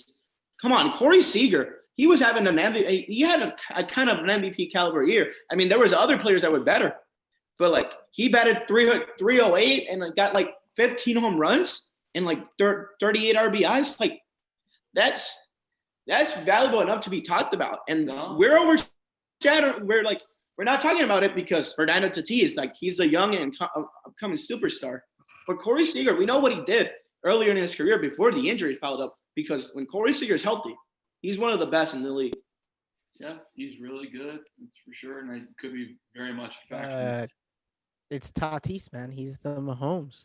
Yeah, he's I the take Mahomes I of take baseball. that right now. Well, Corey Seager is Aaron Rodgers. Wow, that means that he's old and about to get replaced too. Wow. No, he's historically great. Injury prone. If you could add one player to the Packers roster, it would be Corey Seager. I mean, Aaron's been banged up a lot. I would say Corey Seager's been more banged up than Aaron Rodgers. Both guys. I mean, Both are both pretty of them. injury prone. No, I think, man, that's your type, Robert. that's a little I better. think we found your type of like fandom player, man. Your What? fandom crush type player. Corey Seager? No, just like banged up, but they're good. But then you doubt them, so like, you just have to root for them.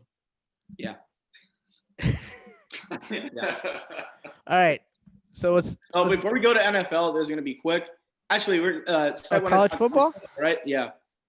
Before that, I wanted to mention the death of a very important player in the history of baseball, and that is Bob Gibson. Historically, he's one of the best pitchers ever. If you know what Bob Gibson is, he was one of the best right-handed pitchers in history. What he did was insane. The way that batters feared him because they thought they were going to get hit. Many times after he pitched, he had an electric fastball. They had to move the mound because of him. They moved it, I think, 5 feet back. I don't know, but yeah. And he had a year which was incredible. I think at 1.12 ERA one year, and I mean, yeah, one of the most historic pitchers in MLB history. And he passed away the night the Cardinals got eliminated. And I mean, yeah, I just wanted to mention it. And I don't know what you guys' thoughts on Bob Gibson. Rest in peace to a legend. That's all I have to say to that. Sad stuff. We've lost a lot of people. Actually. Yeah, 2020 sucks, but Yeah. I mean, we yeah. gotta live through it. Mhm. We gotta live through it. Yeah, rest in peace. I mean, it's great. He was a legend and he was a pioneer because it was tough to be an African American in professional sports at the time, and he was a pitcher, like probably the best pitcher of the time that he was pitching in. By the way, I saw an interview, a 1-minute interview that he had. I don't know, it was a very old video, but they were talking to him about like hitting players, and they mentioned that he hit one of his teammates. It was because he told his teammate to be careful and not do one thing he told him, and he disobeyed him, and he got hit. So What did he do? Did it say what he did? you gotta look up the video. I forgot, but like it was. Okay. I can send it to you. Okay, so college football. This week in college football, you lead it. Yeah, so this was another fairly fun week in college football. Not going to be not as good as what's going to happen next week. Next week, we got a lot of good games, of course, headlined by Miami and Clemson, which is going to be an absolute blast. Maybe Clemson actually has a real competitor in the ACC besides Notre Dame. But yes, going to make Josiah happy. Thank you But for the shout out to you. I thought you weren't going to say it, but Yeah, no. I mean, it still feels weird to me though Notre Dame being in the ACC. I'm sure it feels weird to you. You're And- telling me. I mean, seeing the ACC emblem on the field, I'm just like, this is crazy. Like, Well, we're it's crazy because for years people thought if they were going to join a conference, it'd be the Big Ten. It makes so much more sense. I always but- wanted the ACC personally, but now that we're here, I mean, at least for this year, it's good. So, Yeah, no, I kind of like the way like all of your home games are on NBC and stuff. It's kind of like it gives it like a unique flavor, and you have so many rivalries with so many different conferences that I do kind of like you guys as an independent. But yeah, this year you kind of have to. Anyway, the biggest result of the night on Saturday was, of course, Georgia actually like whooping Auburn, just taking them to the woodshed. Auburn looks really bad. Tough for anybody who might have had them in their college football playoff picks.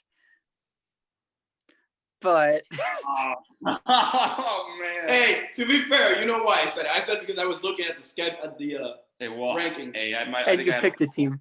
Hey, Oklahoma. hey, picked Oklahoma.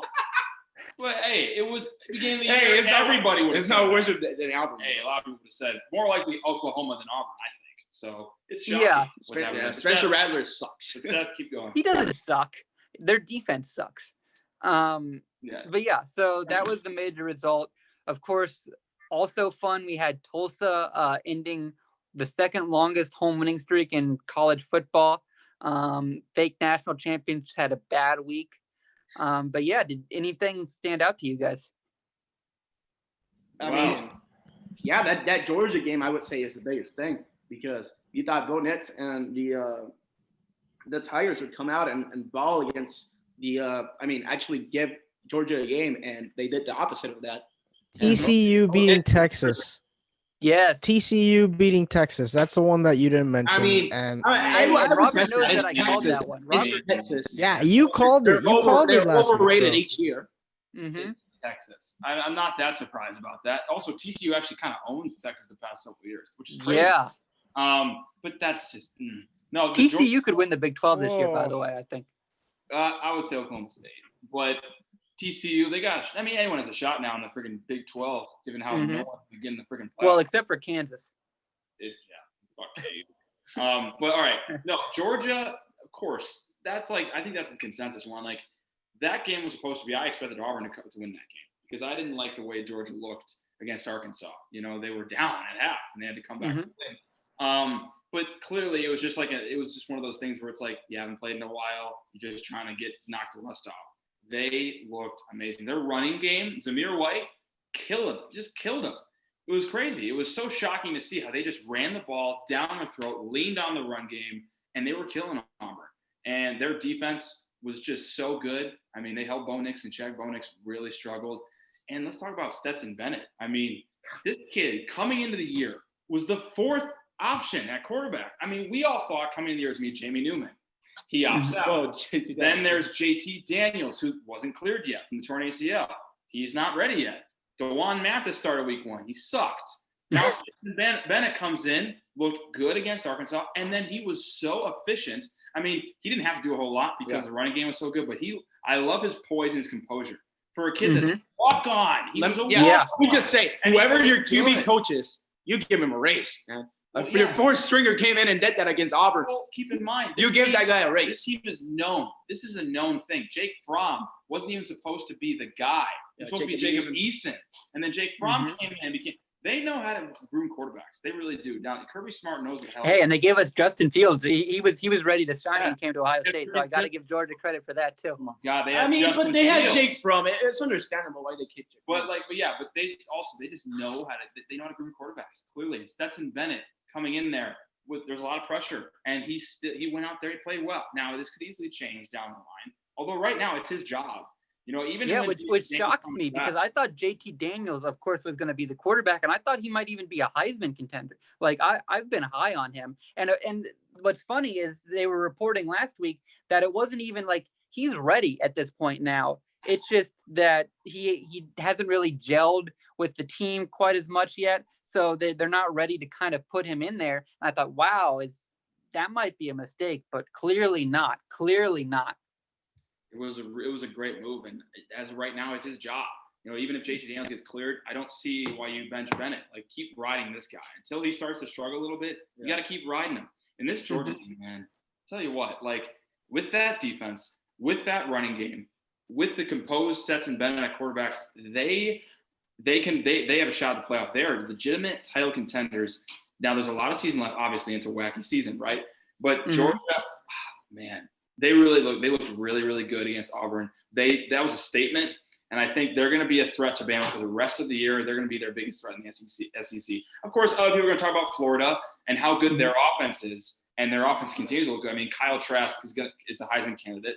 Kyle Pitts is going to be one of the best tight ends in the nation. I mean, now their defense is still a concern because South Carolina was still able to score a little bit on them. We saw Ole Miss, what they did against them, but Florida's also dangerous. But yeah, I mean, we want to talk about Texas, I guess, if we have to. I mean, it didn't really shock me that much because every single year we see this. People are always hyped up to Texas is always known for being able to get that big win. And then they always have that one bad loss throughout the season. It's just like one or two, like every freaking year. And I love Sam Ehlinger. I think he's one of the best quarterbacks. I love that kid. But their defense is awful. They get so easily. It is the Big 12. But you saw Max Duggan go out there and just run the ball down their throats. It's like, how do you let that happen against Max Duggan and TCU? When you're letting that happen against them, and they got lucky against Texas Tech. They should have lost that game. They didn't look very good in that game. They had to come back to win in overtime against Texas Tech, who I think coming into this season was not supposed to be very good in the Big 12. So not a lot of holes. Not only that, Texas Tech. Okay, see, I actually was fairly high on Texas coming into the season. I thought like maybe this is the year they finally all put it all together. But then almost losing to Texas Tech, like they needed a miracle to beat them. They were down 56-41, and they were real lucky. I mean, of course, there's some skill in getting the onside kick as well, then winning in overtime. But they allowed 56 points in regulation, not only to Texas Tech. Like Texas Tech, they're a fine program sometimes. Texas Tech almost lost to Houston Baptist. I had not heard of Houston Baptist University before this season, and Texas Tech almost lost to them. And Texas almost lost to Texas Tech. That's when I realized, oh boy, I'm not going to believe in Texas, not at all this year. And they got some troubles. Tom Herman has some problems that he's got to figure out because he replaced both coordinators. And the thing is, Chris Ash, I like Chris Ash, former Rutgers head coach, former defensive coordinator at Wisconsin, Arkansas, and co-defensive coordinator at Ohio State when we won the national title. But yeah, he's got a lot of work to do too to fix that defense because that is bad. Fuck Tom Herman, by the way. I freaking hate him. I hate him. Yeah, me too. Wasn't he the guy that did? No. He mocked him. Like, you're a grown ass man. Like, why would you do that? Like, come on. Like, he's literally a child. Yeah, so fuck that dude. I'm glad that Texas is fair. No, I'm just waiting in 2 weeks for the start of the Big Ten season. I think it's 2 weeks, right? Yeah. October 24th, yeah.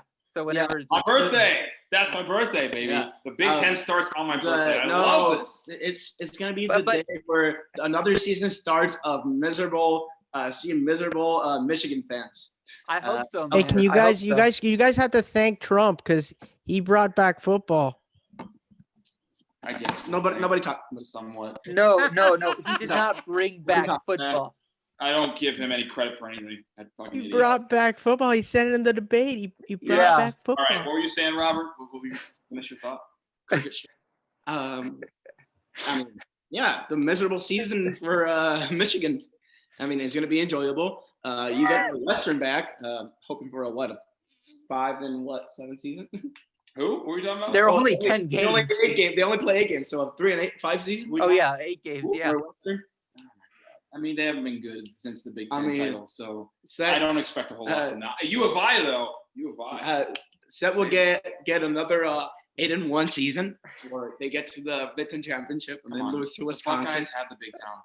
Can we just they get to the Big Ten championship and lose to Wisconsin? Ohio State's going just like last year, right? And then, shut up. And then maybe Wisconsin. You got Wisconsin, who is It's Jack Cohn. I know. Graham Mertz, baby. Time for Graham Mertz time. Because Jack Cohn is hurt. Yeah, I love you, Jackie Heisman. But yeah, Graham Mertz time. Where's Alex Hornibrook? Is he coming? By the way, actually, Florida State, they got that because Alex Hornibrook left the program. and they were down 14-0 to Get Jacksonville out of State. here. But I also want to make one point to Brian. All 8 years that Obama was president, we had Big Ten football. So got to credit Obama too. If you had 8 for 8 in terms of having Big you had Ten a college football. football team. Who That's you root funny. for? Are we doesn't that? You don't have a college football team, Brian? I mean, BU.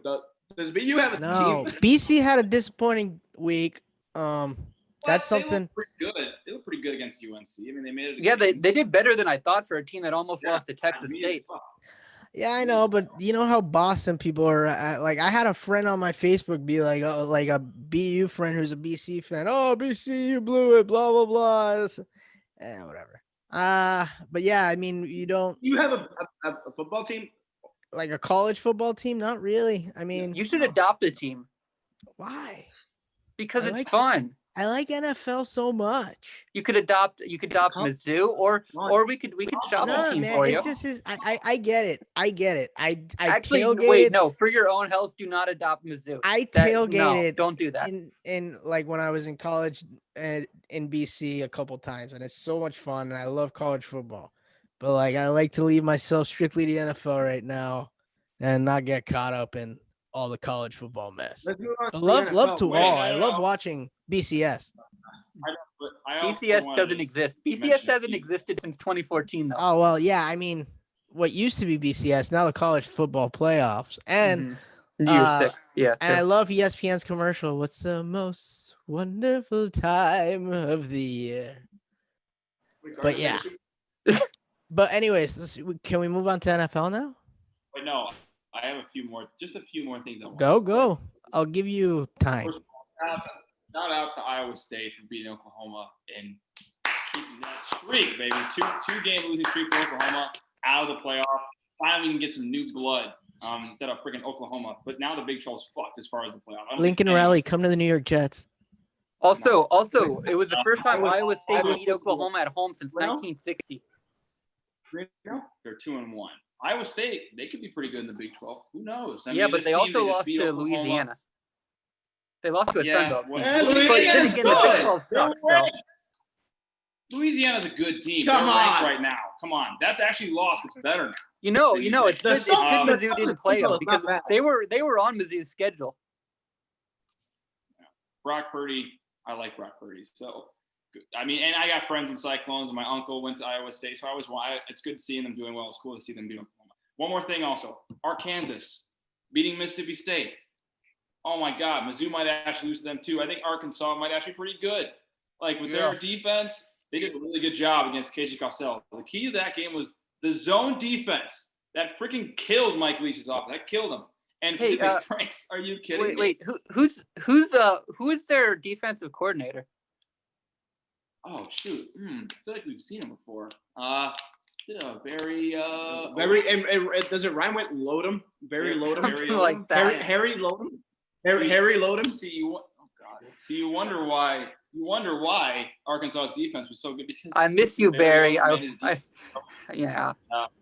we miss him too. I mean, he wasn't a bad coach when he was with the Mizzou. It's just certain things didn't work out. But I knew he would be pretty good for Arkansas's defense. So this honestly doesn't surprise me that much. And Felipe Franks, I mean, he hasn't done too bad. So Arkansas, who knows? Maybe they might actually be decent. It pisses me off because now we might actually lose to them for once. Yeah, and I hate them. So.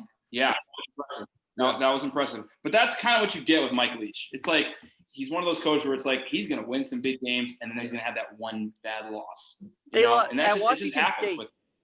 Yeah, there were like 2 seasons they won 9 games and lost to an FCS team. So yeah, I mean, he can do that stuff. UCLA last year. Who could forget that freaking game? One of the greatest football games I've ever fucking seen.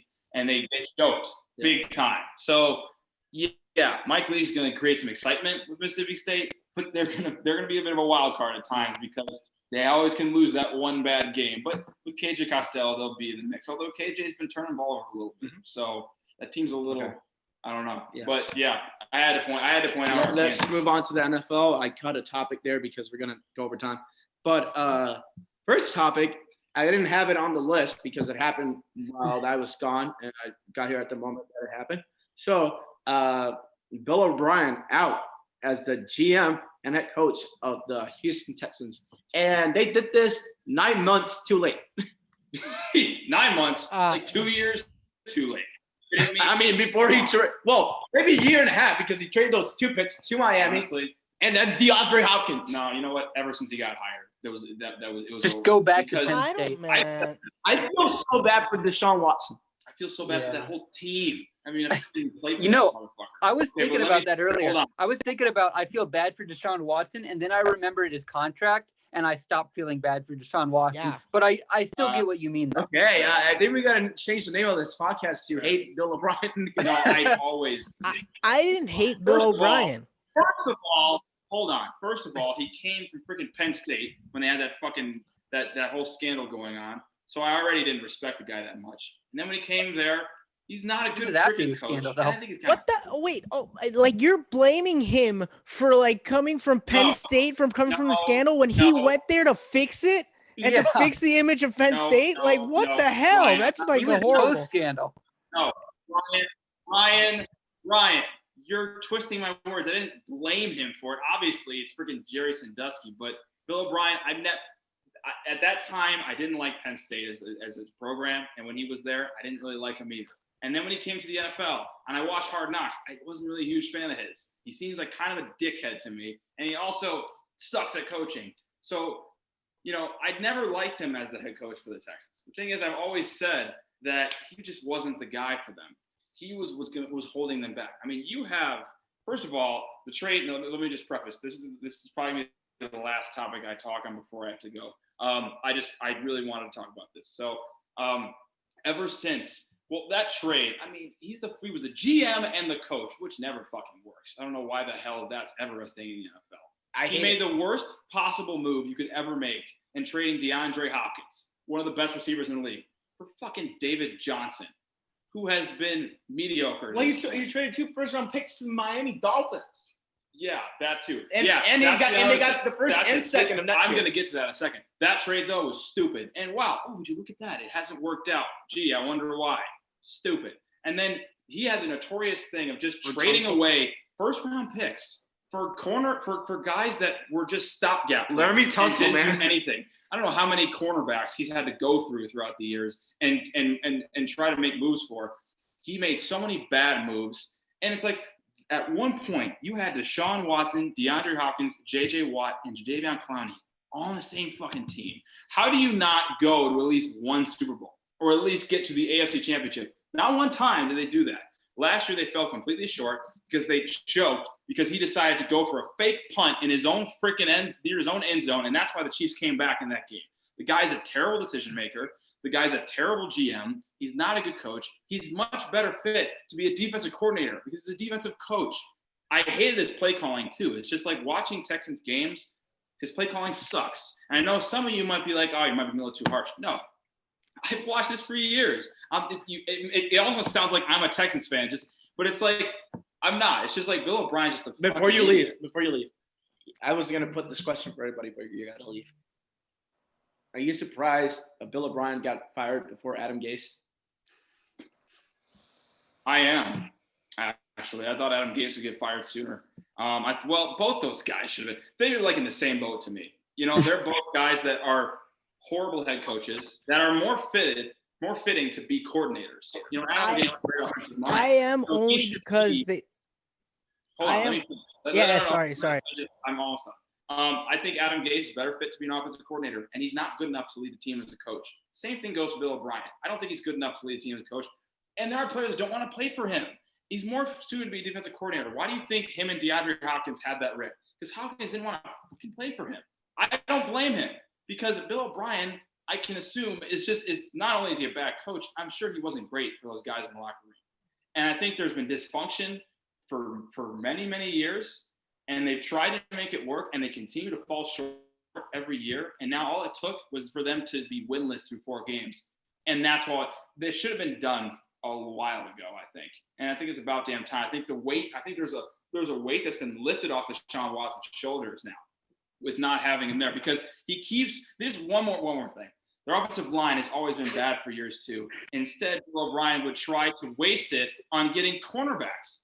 Oh my God. On trying to get cornerbacks and guys that they don't need. There's just so many issues that I've had with Bill O'Brien. I totally get your issues with Bill O'Brien. But here's where I'm gonna go with Bill O'Brien, and I feel like you're pretty harsh for him, like, because first of all, the reason why Bill O'Brien got the job was because he came from Bill Belichick's coaching tree, and because he rescued Penn State that season that they thought that they were going to be the worst team in the world because everyone hated him. I mean, hated that team, and all of a sudden he did rescue that program.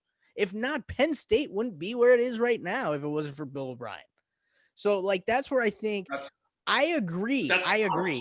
I agree. He should have been fired. He should have been fired before he made those moves. He should have been fired before he moved from DeAndre Hopkins. He should have been fired for his game managing that he did last year in the playoffs, and the fact that he hasn't been able to move on from the hump. I on the other hand, I liked him before. I liked him in Hard Knocks. I liked that attitude because that was the attitude that was like the only reason why he was the GM and a coach. It's because of the existence of Bill Belichick. Like, it is the truth. Because Bill Belichick's is an asshole. It's the truth. He's cut from the same cloth, and they thought that he was the next coming. That's why he had so much power as the coach and GM in the Texans, because the Texans were trying to copy what the Patriots were doing because they were so dominant. And they thought that Bill O'Brien was the next Bill Belichick, and they have the same first name, for God's sake. So, like, for now, like, I mean, I agree he should have been fired.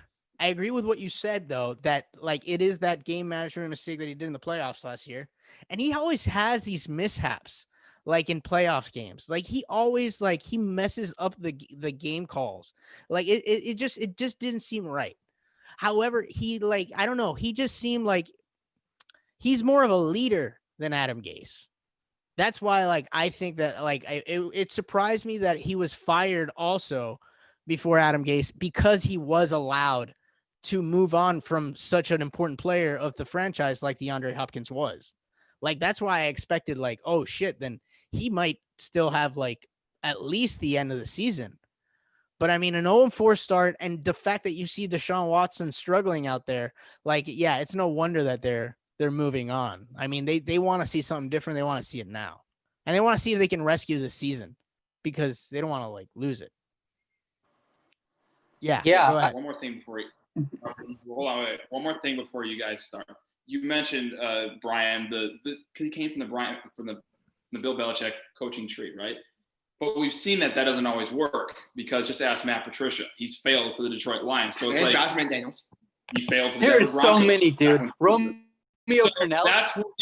Just because you come from that coaching tree doesn't mean that you're gonna replicate the success. Although the that Bill Belichick Shanahan had tree has kind with of the worked. But Patriots.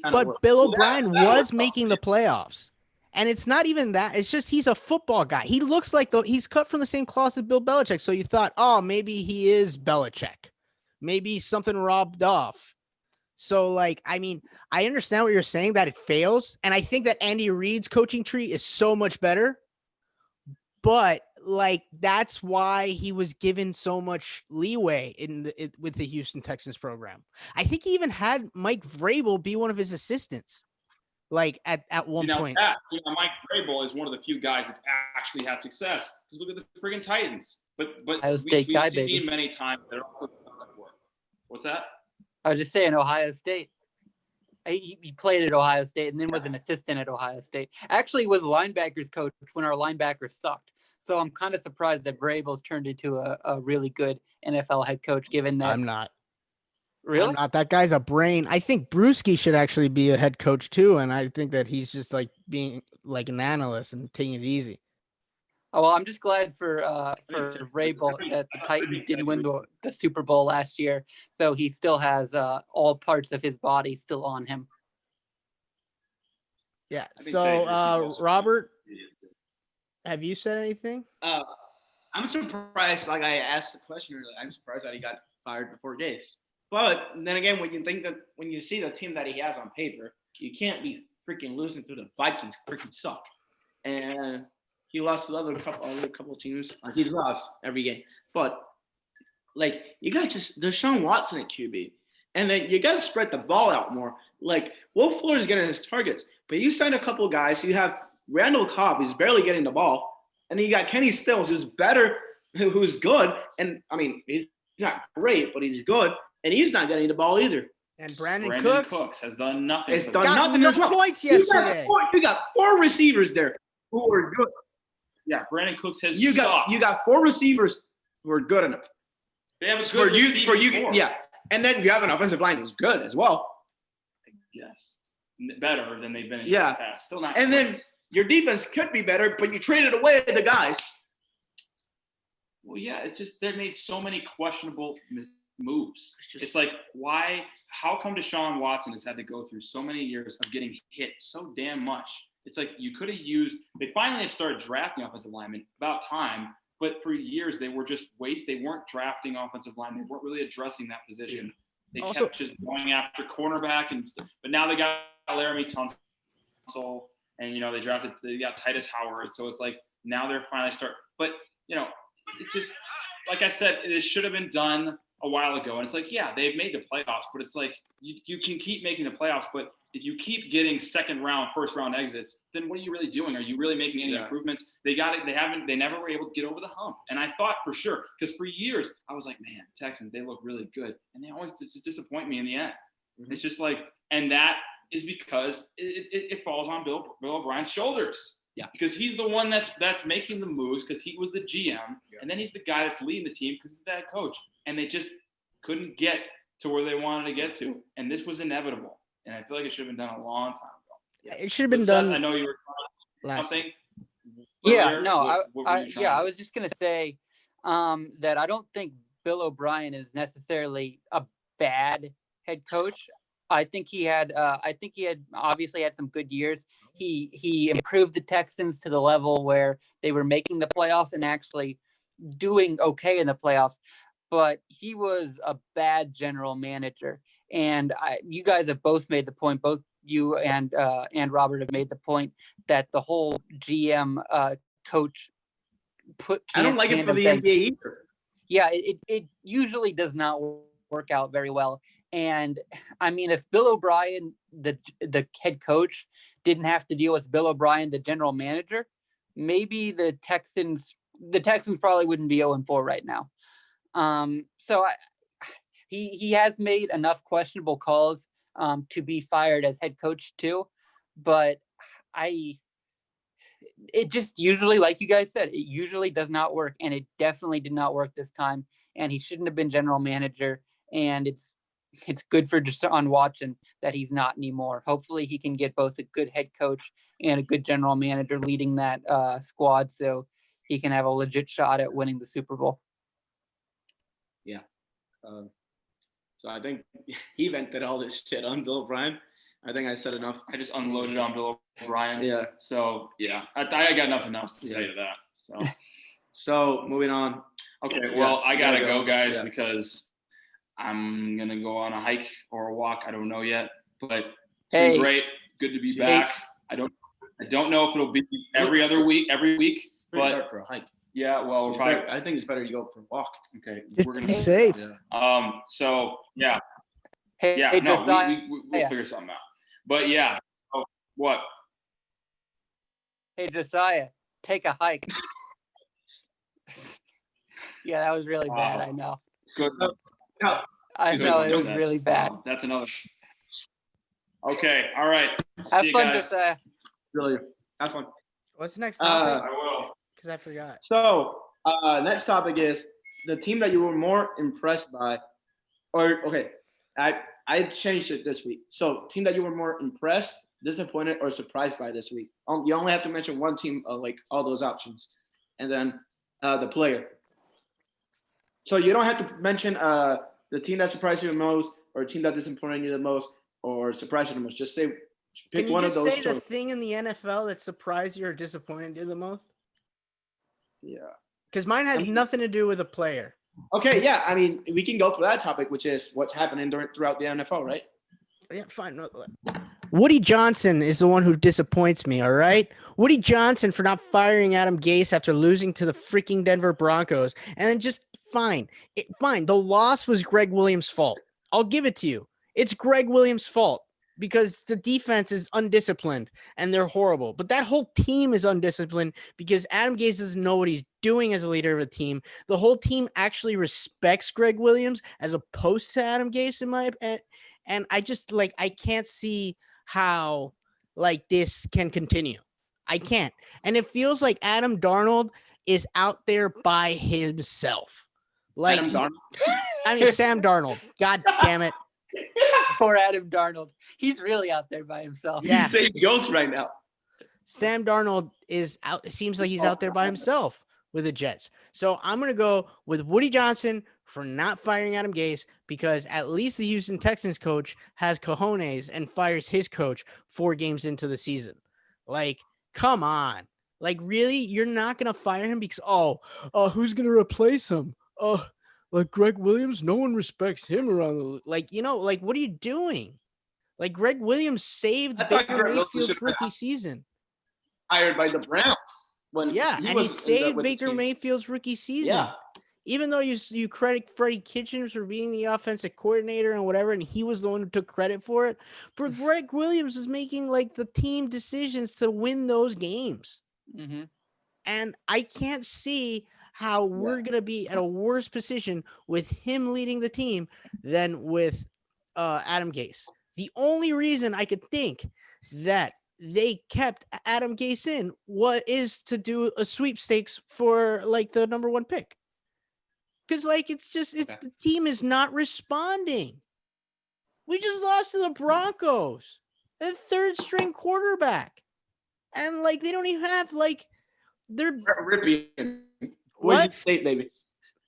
Ripien, Boise State. Let's go, Looked like he Broncos. Bluefield, baby. outplayed Darnold. Here's the thing: Adam Gase ruined Sam Darnold. Adam Gase ruined Sam Darnold. Sam Darnold looked worse than Ripien in that game. At parts, even though at parts he looked brilliant because he had that scramble and he shows you that he's talented. But man, it's just he's never been put in a position to win. And I'm just disappointed at Woody Johnson for not firing him. Yeah, okay, I understand that. It's completely So understandable. that you're not even gonna pick a player. You're not even gonna pick a player. That's your thing for today. Fine, Beckham Jr. because he came back to life. Go. Okay, set. Yeah. So I'm gonna go with the team I would say if I'm you, the Browns, right? No, well, yeah, they impressed me. But then again, at the same time, defense did not play great, and we almost blew that game. That was the thing. If you're up 41-14, we were up 41-14, and I was like, okay, I think we got this, right? I think we can hold on. I think so. And then we give up 24 points in a row, and I'm like, yeah, it's still the Cleveland Browns. Now we were able to pull it out in the end. Odell played awesome. Offense played awesome. Jarvis Landry, man. Stefanski's done a good job. Yeah, well, especially with the offense. But the defense, I mean, and I know they're playing a very good offense. I know Dak played well, although, like I said, we definitely dropped a few potential interceptions. But because even though the offense played well, the defense didn't play great. And some of that seemed kind of lucky to me. The fact that we were able to go up 14-7 we were able to come back from when it was 14-7 and it looked like we were going to get blown out of Jerry World. I didn't see enough there to say I'm actually super impressed for the Browns or thinking that we're a playoff team. Because if you go into Dallas, which granted, I mean, Dallas could still be an okay team, but you go in there and you take a 27-point lead and then you need to hang on for dear life. That's not enough to make me think, okay, yeah, this team's making the playoffs. So yeah, I wouldn't say offense really, really impressed me. Odell really impressed me. But overall, I wouldn't say the team. I'm not thinking playoffs after that one. I would say the team that impressed me and disappointed me came from the same game. I would say the Vikings for finally winning a game, and What do you mean the from Texans. the same game? Yeah, so the Vikings are the team that impressed me. The Texans are the team that disappointed me. Oh. And yeah, and I mean, we saw the outcome of that, which is that the Texans no longer have their head coach. To start out 0-4 with that team is kind of, I mean, yeah, you had a tough schedule. And I thought the Vikings at 0-3 were going to come in there and give it their best shot, because 0-3, nobody wants to fall to 0-4, and the Vikings played desperate. So props to them for getting the win, and Houston just played bad. And we saw the result of that. You lose their head coach. Mm-hmm. No player, right? You're not gonna pick a player. No, I mean, disappointed. No, I mean, my player impressed, I guess, would be Odell, but no disappointment. I mean, I understand. There's a couple of teams I can go with. But looking at the teams here, I would, and I'm gonna pick the player from here as well. And they didn't win, but they played really well. The Chargers. I'm picking them again another week. I mean, come on. They play well against a team that has experienced players and the Buccaneers. And you got a rookie quarterback in Justin Herbert, who's been really good. Really, really good. And there's also a young team because their defensive players are young as well, some of them. I mean, and the thing is, they suffered a big injury that game. That is an Austin Eckler, who's going to be out a couple of weeks, as well as the Browns suffered a big injury, and Nick Chubb, who's out for my fantasy team the next 6 weeks as well. It's going to hurt. It's going to hurt. I feel bad for Nick Chubb because I really like Nick Chubb. But Austin Eckler as well, I like him, and he actually got the starting job this year because Melvin Gordon left for the Broncos. So he'll have less weapons because Austin Eckler was a big weapon from Justin Herbert, but he still has a couple of weapons that he can work with.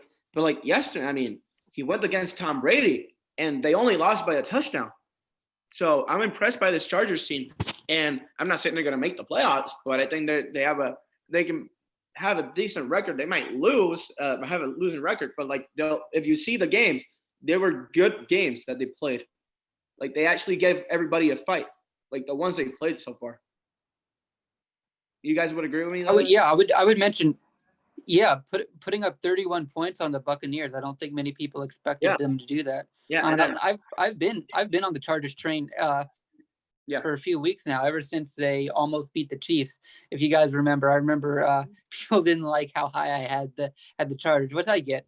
But I mean, I think I totally agree with you. They look good. They look good, and they almost out Brady. What do you say, Brian? I said that they look good. They almost out Brady. Yeah. They needed 5 touchdowns from Brady to win, to like lose. I mean, yeah, Brady had to be like Brady. Yeah, I mean, and the player, as I mentioned, Justin Herbert is the guy I'm picking. Tyrod Taylor is out because of what happened with that the doctor, and you would think like, oh, Justin Herbert, like this might be the end of Tyrod Taylor's run as starting quarterback. That didn't last long, and it's if we evaluate on these couple of games, like he lost that job because you're gonna have a losing. You knew that he was gonna lose it at some point. He knew he was gonna lose it. Yeah, but he wasn't. We didn't expect him to lose it this quick. Like and just hate on the trainer who punctured his lung. I feel bad. I feel bad for Tyler. But Justin Herbert has done everything with this opportunity, and he's got a bright future. He's got a very bright future. What do you expect? He was like a top 10 pick. Yeah, I hope he has a bright future. What we're seeing right now, it's not what we expected earlier in his career. And I think it's his second game with 3 touchdowns, and I think that ties a Chargers record for a rookie. So that's big. So that's a confidence booster. Almost beating Brady. But yeah, those are that's my pick for that. So let's move on. And since you guys want to talk Chiefs, Patriots, even though it's going on, or just go to the other matchup that is going on later. Let's talk about the Chiefs Patriot right now. I mean, it's actually a good game. I've been watching Julian it. Edelman hasn't gotten me any freaking points. Hasn't. I mean, but yeah, I mean that's fantasy wise. It seems like it's a defensive matchup game because they've been keeping the Chiefs like it seems like the Chiefs were like have been getting down like the first 2 drives and they just kept them to field goals. Yeah, it's been a pretty defensive matchup. I like the Patriots have just been hanging on because they've been really keeping it together. I was expecting a lot more. Newton would be in this game. I think if Cam would be in this game, maybe the Patriots would be winning. I think they'd be winning too because I think that they're really not like really their struggle is getting it going offensively. Like it's not like Hoyer's doing anything wrong. Like Hoyer's having a decent game in relief. It's just that the fact that like no one like the fact that they didn't prepare this week expecting Hoyer to be their starting quarterback. Like it's only 1 day difference from like they got postponed 1 day because like and their quarterback like got COVID. I mean, yeah, I don't know that you guys saw Cam Newton's Instagram, but he posted a photo yesterday and he looks like a grandma in the picture. What? I'm just wondering how he got COVID. What did he do? He must have done something. Like he must have done something out of like team activity. I could imagine a lot of things with Cam Newton, but you know. Are you gonna elaborate on that or just say that? No, I mean we know how that type of guy he is. That type of guy.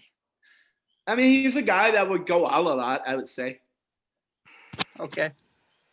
Oh, so I mean, his baby mama's a stripper.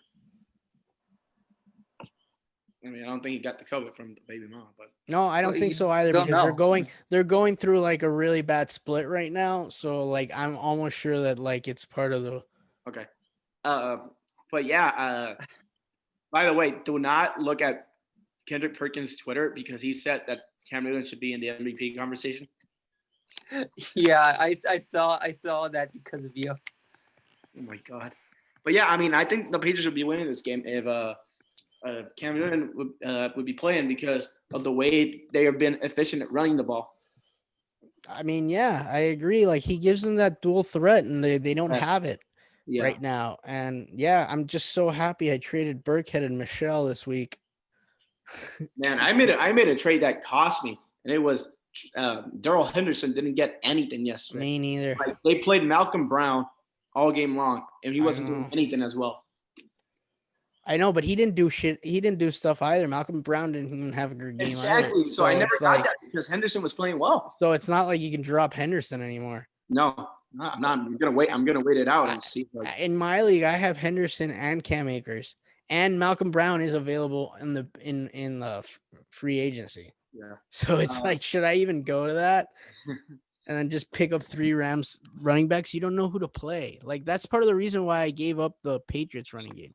I picked up a guy that the Packers got elevated from the Packers squad today.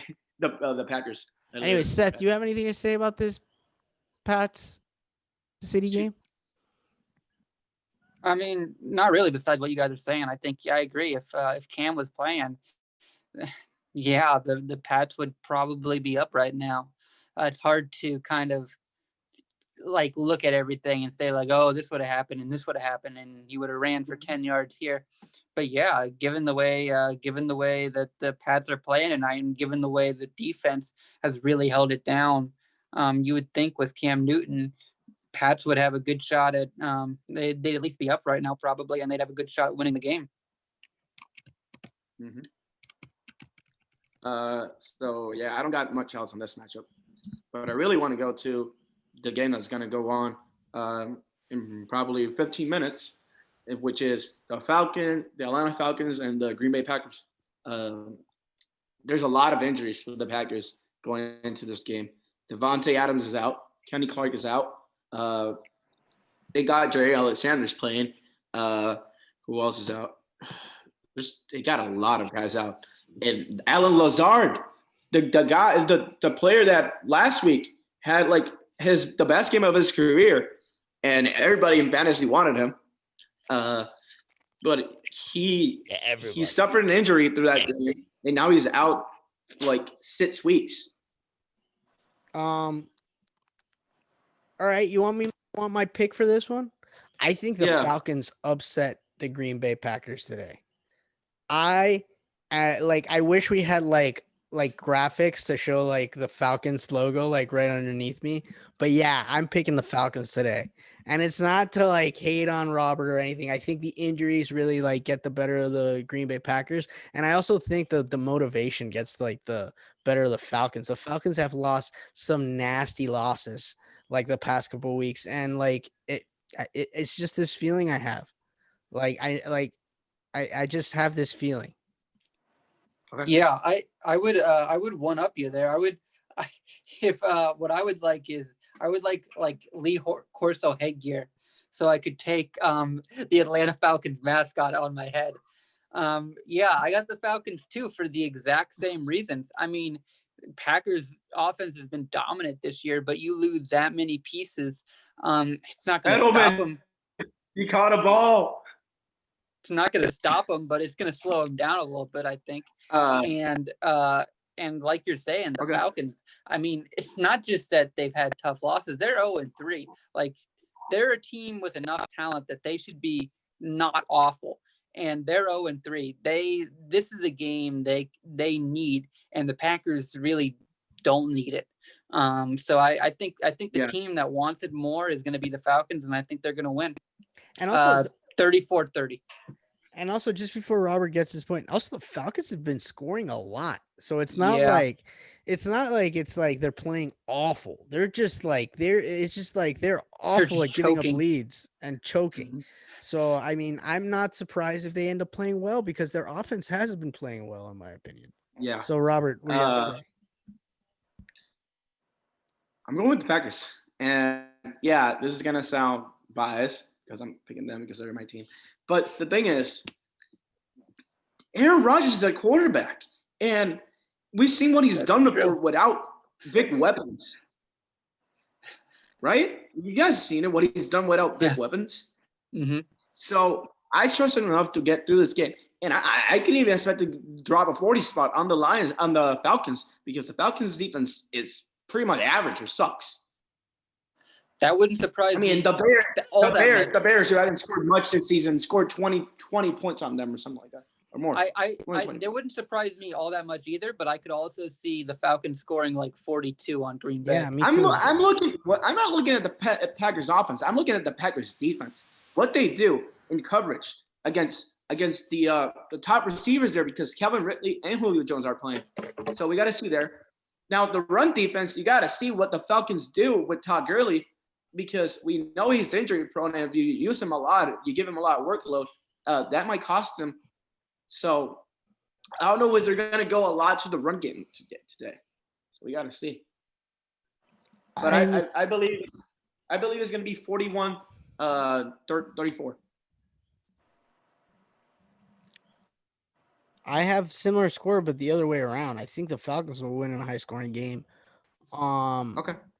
But yeah, and it's really because I don't see them choking again. It's just like it. I mean, the game's in Lambeau, so all bets are on the table. Yeah, the game's in Lambeau with no fans. Come on. We're gonna see some Lambeau leaps tonight. Like it's like we're gonna see Lambeau leaps. At games at Lambeau with no fans motivate more the visiting teams because they can do the Lambeau leap. Like I don't know, man. Home field advantage with no fans just seems so weird. Like here's the thing, and this is totally sidetrack and side tangent here. Like I can't like the track that they give in on TV where like you hear like fans like cheering and roaring, and then you see that there's empty stands and then it's like whatever. I'm like, I really kind of want to hear what the players are hearing, because I have a Yeah. feeling that they're like not hearing anything. It's gotta be so eerie. And like, yeah, so I mean, I just don't see how there's really home field advantage with no fans. I can't. Mm-hmm. Like No, it's like I think there could still be a certain amount now. ooh, I think it's a fumble. Like we were talking about before, with baseball, there's more because you actually have like fields. Like baseball is the only Yeah. major sport where like the shape of the playing field is different in different arenas, different ballparks. But in football, I think there might still be some because you have a little bit more familiarity. But most of it goes out the window. I agree with you. All right, Uh, Robert, I think we so- should go to the last fun Yeah, topic. let's go to fun topic because Fun. starts in 10 minutes. So, the last topic is ranking the top 10 NFL coaches right now. I don't want to go first. I really don't want to go first. So you can go first. Sure. Okay. By the way, Robert, over under on the Packers Falcons 58. We all have the I over. think it's gonna be more than that. I You want to agree. take it? Yeah. I Yeah. would take the over, right? Yeah, that's what I'm saying. Okay, I'm gonna take it. Okay. I'm gonna do it right now while you talk. Yeah. So let's go. The top 10 NFL coaches as of this moment.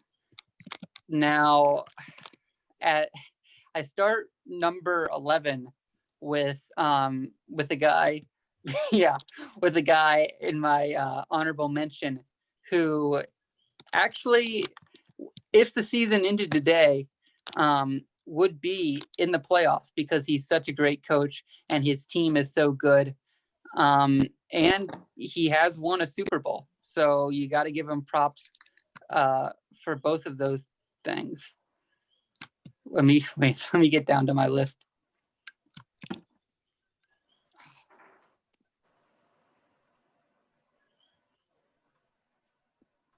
Doesn't show up. Yeah. But yeah, so at number 11, a coach of a team that if they go on the same course as they're on right now, would finish 4-8-4 and make the playoffs. Doug Peterson. I'm picking him there, almost top 10. I kind of wanted to have him top 10 because he did win a Super Bowl, and that's impressive. Taking him to the playoffs a couple times, that's impressive. But just the struggles they've had lately were enough to keep him out of the top 10 for me. At the actual number 10 spot, I got Kyle Shanahan, just because he's kind of turned that team around. Took them from being really bad to making the Super Bowl. But in the Super Bowl, I didn't think the team looked particularly well coached. A lot of times I didn't think the team looked particularly well coached. So I think he's a good coach, but I think part of it too is I still think back to that 28-3 Falcons Patriots game when he was offensive coordinator, and it's tough for me to have him much higher. Number 9, I got Bruce Arians, because he's been good for a number of years in a couple of different places. He was really good, of course, for the Cardinals, and before that, when Chuck Pagano was sick, he did a really good job with the Colts. I mean, kind of, they looked better, honestly, with Arians than they did with Pagano, and I give him credit for that. It'll be interesting to see this year, like how far he can take Tom Brady, how good this team will be. But I think he's a really good coach, one of the best in the league. So that's number 9. So number 8 is somebody who I think would probably be about the same spot in a lot of lists as I have him. But this time last year would have been a lot higher. Sean McVay. Maybe he's not like the super, maybe he's not the super genius 30 whatever year old. They've been saying that he was a year ago, who could set the world on fire, and everybody needs to go out and find their own Sean McVay, because the second you find your own Sean McVay, you're going to win the Super Bowl.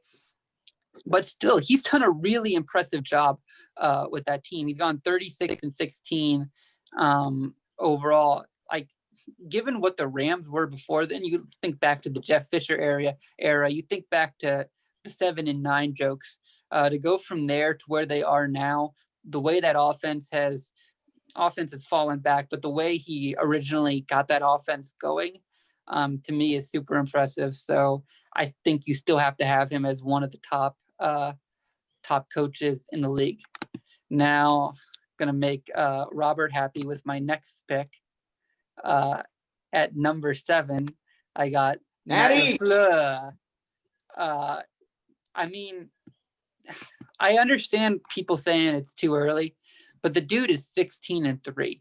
He's 16-3, and yeah, he has Aaron Rodgers, but a lot of people think Mike McCarthy's a good coach, or at least good enough to get the Cowboys job. And he wasn't necessarily going 16-3 with Aaron Rodgers on average. The way that Packers offense looks, they look really good, and almost getting that team to the Super Bowl last year was a hell of a job.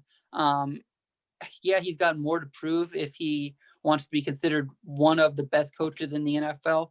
But I mean, if you just look at a 19-game sample size, that's enough for me to say that he's probably really good. I almost thought of putting him higher just because 16-3 is so good, and the way that offense looks is so good and is better than what they were doing before under McCarthy. Number 6, I got Mike Tomlin. I mean, Steelers just incredibly consistent for like 15 years. I mean, although you could give credit to, for about a decade before then, even more, they were coached by Bill Cowher, who also did a great job. But really, one of the most consistent franchises in sports. One of the things that maybe knocks him down a little bit is just because the Steelers are so consistent and because there's so much continuity in that program. You're like, okay, well, could he really do this some random place that's not Pittsburgh, that doesn't have the culture that Pittsburgh has? And I think that's an open question, but at the same time, you got to give him at least some credit for the culture they continue to have and just winning division title after division title. That's super impressive to me. I think I'm at number 5 now. Pete Carroll. I remember when he took the Seahawks job, people thought he was just taking some NFL job because he wanted to run away from the sanctions at USC. That might have been true, but what he's done with the Seahawks has been really impressive every year. They're at the top of the league, or close. Got a Super Bowl and made it to another Super Bowl, even if his fans might not want to talk about what happened in the Super Bowl they lost. Overall, he's been a really good coach for over a decade, one of the longest tenured coaches, and he's a real players coach. Players, for the most part, I think really like him, which is interesting because he's the oldest coach in the league. But he's someone that players generally get along with, and he's done a really good job. Number 4 got Sean Payton, another players coach and another guy who really offensively has done a remarkable job.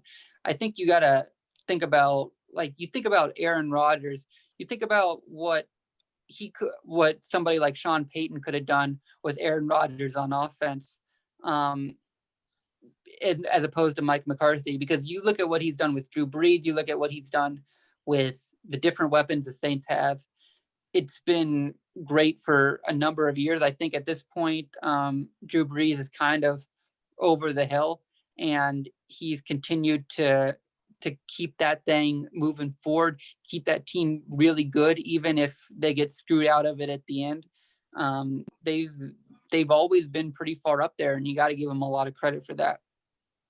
Number 3, I got John Harbaugh, the Harbaugh that I actually like. Another players coach, another guy that people really, really like. And there's a reason for that. He's someone that I think listens to his players.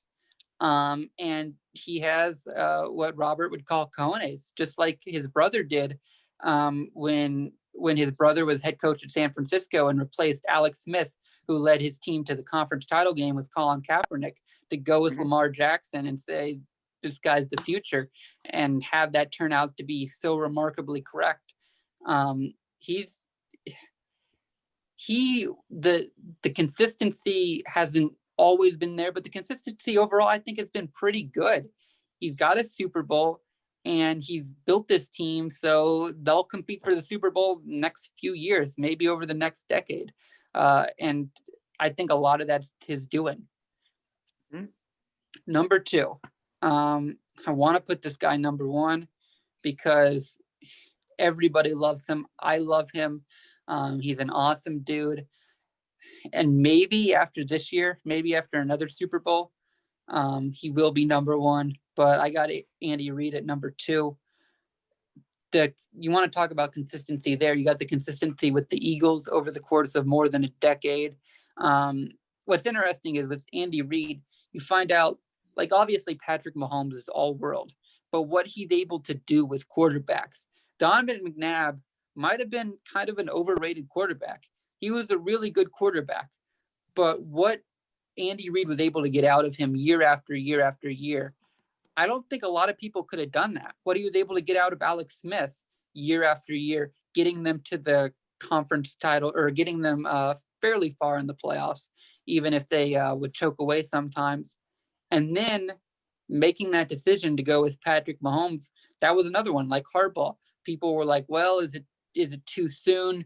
Do you really want to go with this young guy? Does he really have what it takes? And obviously that was an awesome decision. Kansas City was really, really lucky to get this guy.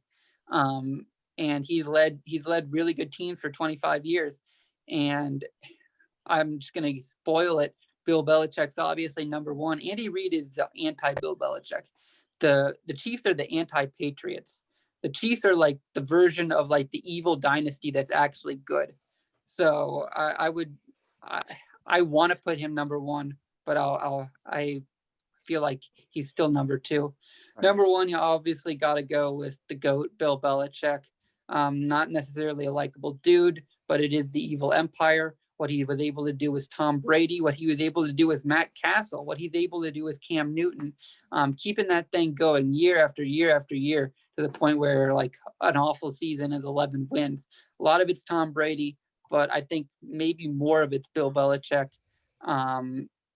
Maybe the greatest NFL coach of all time. The Browns let him slip through their fingers. And I mean, I hate the evil empire, but he is the GOAT. Okay. Now I'm ready to go. And not only that, so you gotta go a little quicker with these ones. I have like in my top 3, I have a person that is not in Seth's list. Okay. Just so like Seth, so you think about it. Like I would like you to start thinking. He's gonna say Gruden or something. No, it's not. Gruden. No, it's not. No, it's not. I can tell you he made the playoffs last year. Number 10. I have 11 people in this list too, but that's because number 10 is a tie for me, and I really can't separate the two. Okay. I have Matt LaFleur and Sean McDermott. I can't separate the two because both teams are having such success, and it's been success that's been building. It's been success that's been building with the play calling. It's been success that's been building with the team, and overall just the feeling of both teams. I can't really separate the two of them right now, and I feel like they should make the top 10 list. So I feel like it's a tie at number 10 for Matt LaFleur and Sean McDermott for me. At number 9, I have Sean McVay. I mean, the dude reinvented, he basically reinvented the way that they were hiring coaches in the NFL. And like, I feel like he has to be in this list. And I feel like he really changed a little bit of the game. And you see like Cliff Kingsbury getting a shot because of him. You see like a lot of people that like people were like not looking as head coaches, and now they are because of Sean McVay. At number 8, I have Pete Carroll. What? Robert? You said something? At number 8, I have Pete Carroll. No, and yeah, you responded late to that. I told you like 30 seconds ago. You're a reason. But at number 8, I have Pete Carroll, and yeah, it's Seattle Seahawks, very consistent. Always like usually make the playoffs. He knows how to treat Russell Westbrook. I mean, not Russell Westbrook. Wow. Anyways, He'd probably know how to treat Russell Westbrook too. I bet. But yeah, literally, I mean, he's a great coach. Wow. Then after Pete Carroll, I have number 7, Kyle Shanahan. I mean, he made the play. He made the Super Bowl last year. Kyle Shanahan almost cut around the Sean McVay cloth. Second generation head coach. I mean, it makes like he's really a future great play caller. Yeah, you got to give it up. You have to put him on this top 10 list. At number 6, I have John Harbaugh. I know I have him low on the list, I feel, but I mean, he has to be on this list. He could be easily higher. I agree with what Seth said that it took cojones to draft Lamar Jackson, and it took cojones to start Lamar Jackson. It took cojones to rebuild his team around Lamar Jackson. And he did it successfully. And yeah, they're playing winning football, and it's different football than any other team in the NFL right now. At number 5, I have Sean Payton. What can you say about Sean Payton? Consistency. I mean, he had Drew Brees, and yeah, Drew Brees is like really like is like the coach on the field, but Sean Payton has been a really good leader throughout. I mean, the only time that you could think of like him not being a good leader or anything was with the Greg Williams debacle of like the Bounty Gate. But yeah, but Sean Payton's consistently been there. If there's anything of the importance of Sean Payton, you think about the season that Sean Payton wasn't there. And also Sean Payton's reimagining football and play calling with Taysom Hill. And like he also had Reggie Bush to reinvent the game with Reggie Bush, and he also had Darren Sproles. Like he like knows how to use these tricky players throughout that you have to give him credit, because that really changed offensive schemes like the modern offensive schemes nowadays. At number 4, I have Mike Tomlin. Yeah. Number 4, I have Mike Tomlin. I mean, what can you say about Mike Tomlin? The Pittsburghs are consistently good. Even when they don't have like Big Ben, they could still make the playoffs.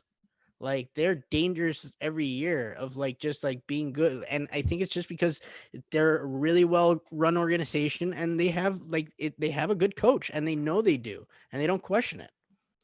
So that's why I have Mike Tomlin number 4. And number 3, and yes, Seth, you were correct. I have Mike Vrabel.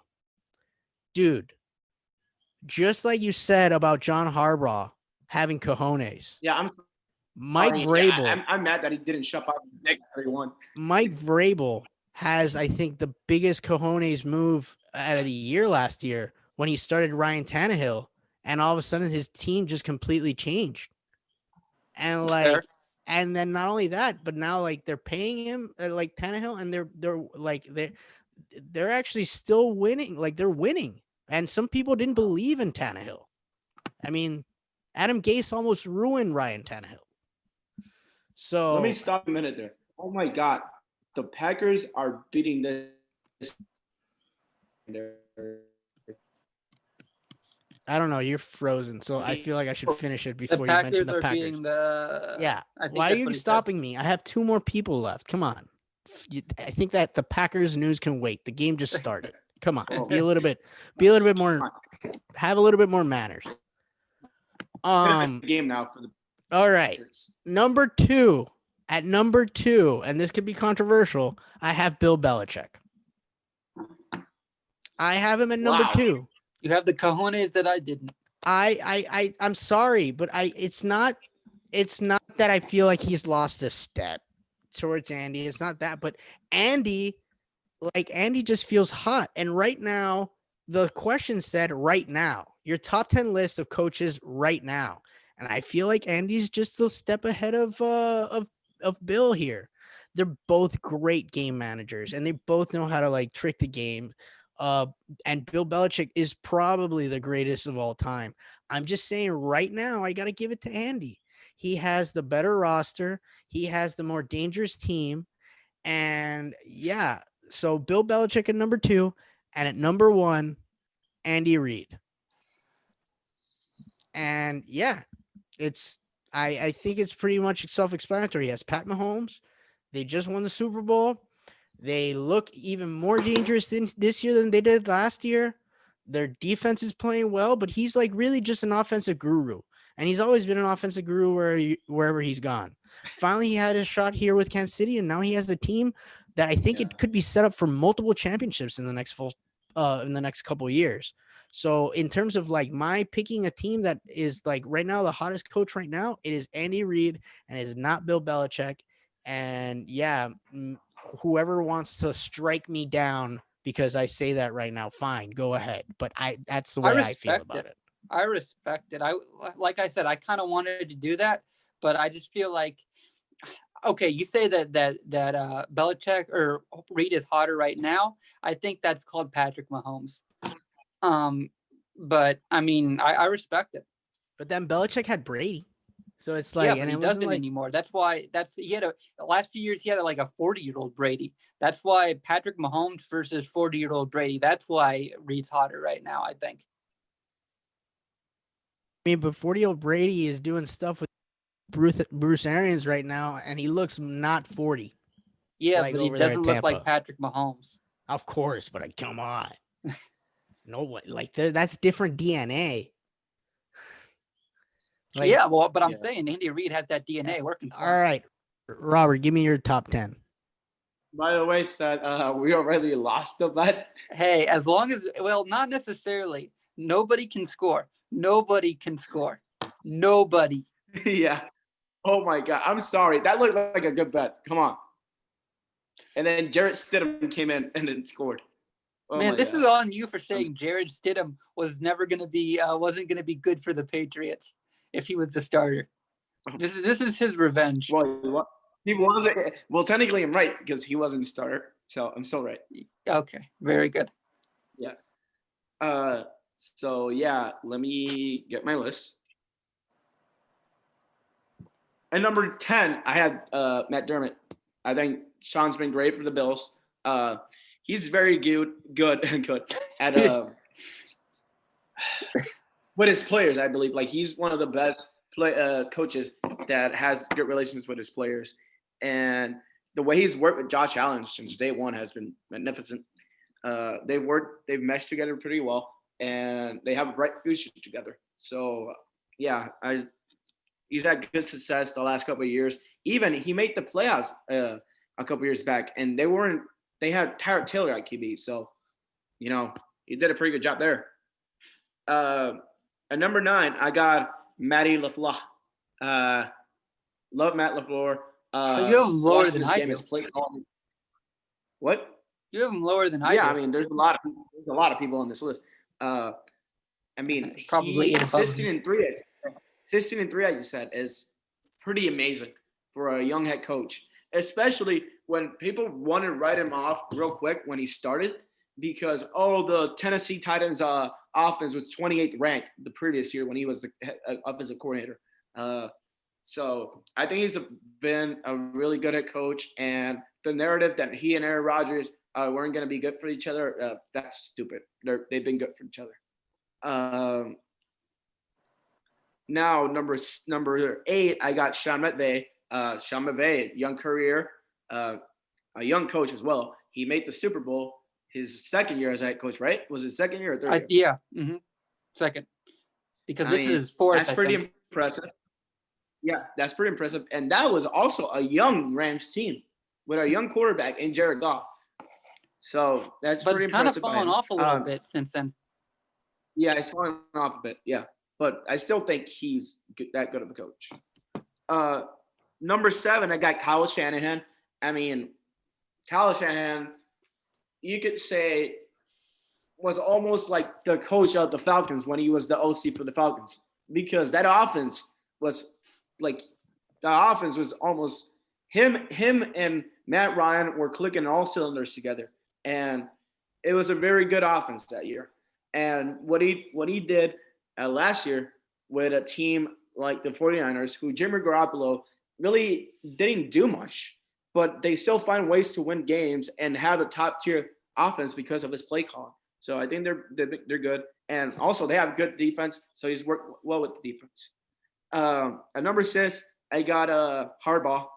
I mean, what you guys said about taking Lamar, that was gutsy. Had a lot of cojones there. And I mean, this team has a bright future. And he's always had good defense on his team. So, yeah. And number 5, I got Sean Payton. I mean, what can be said about Sean Payton?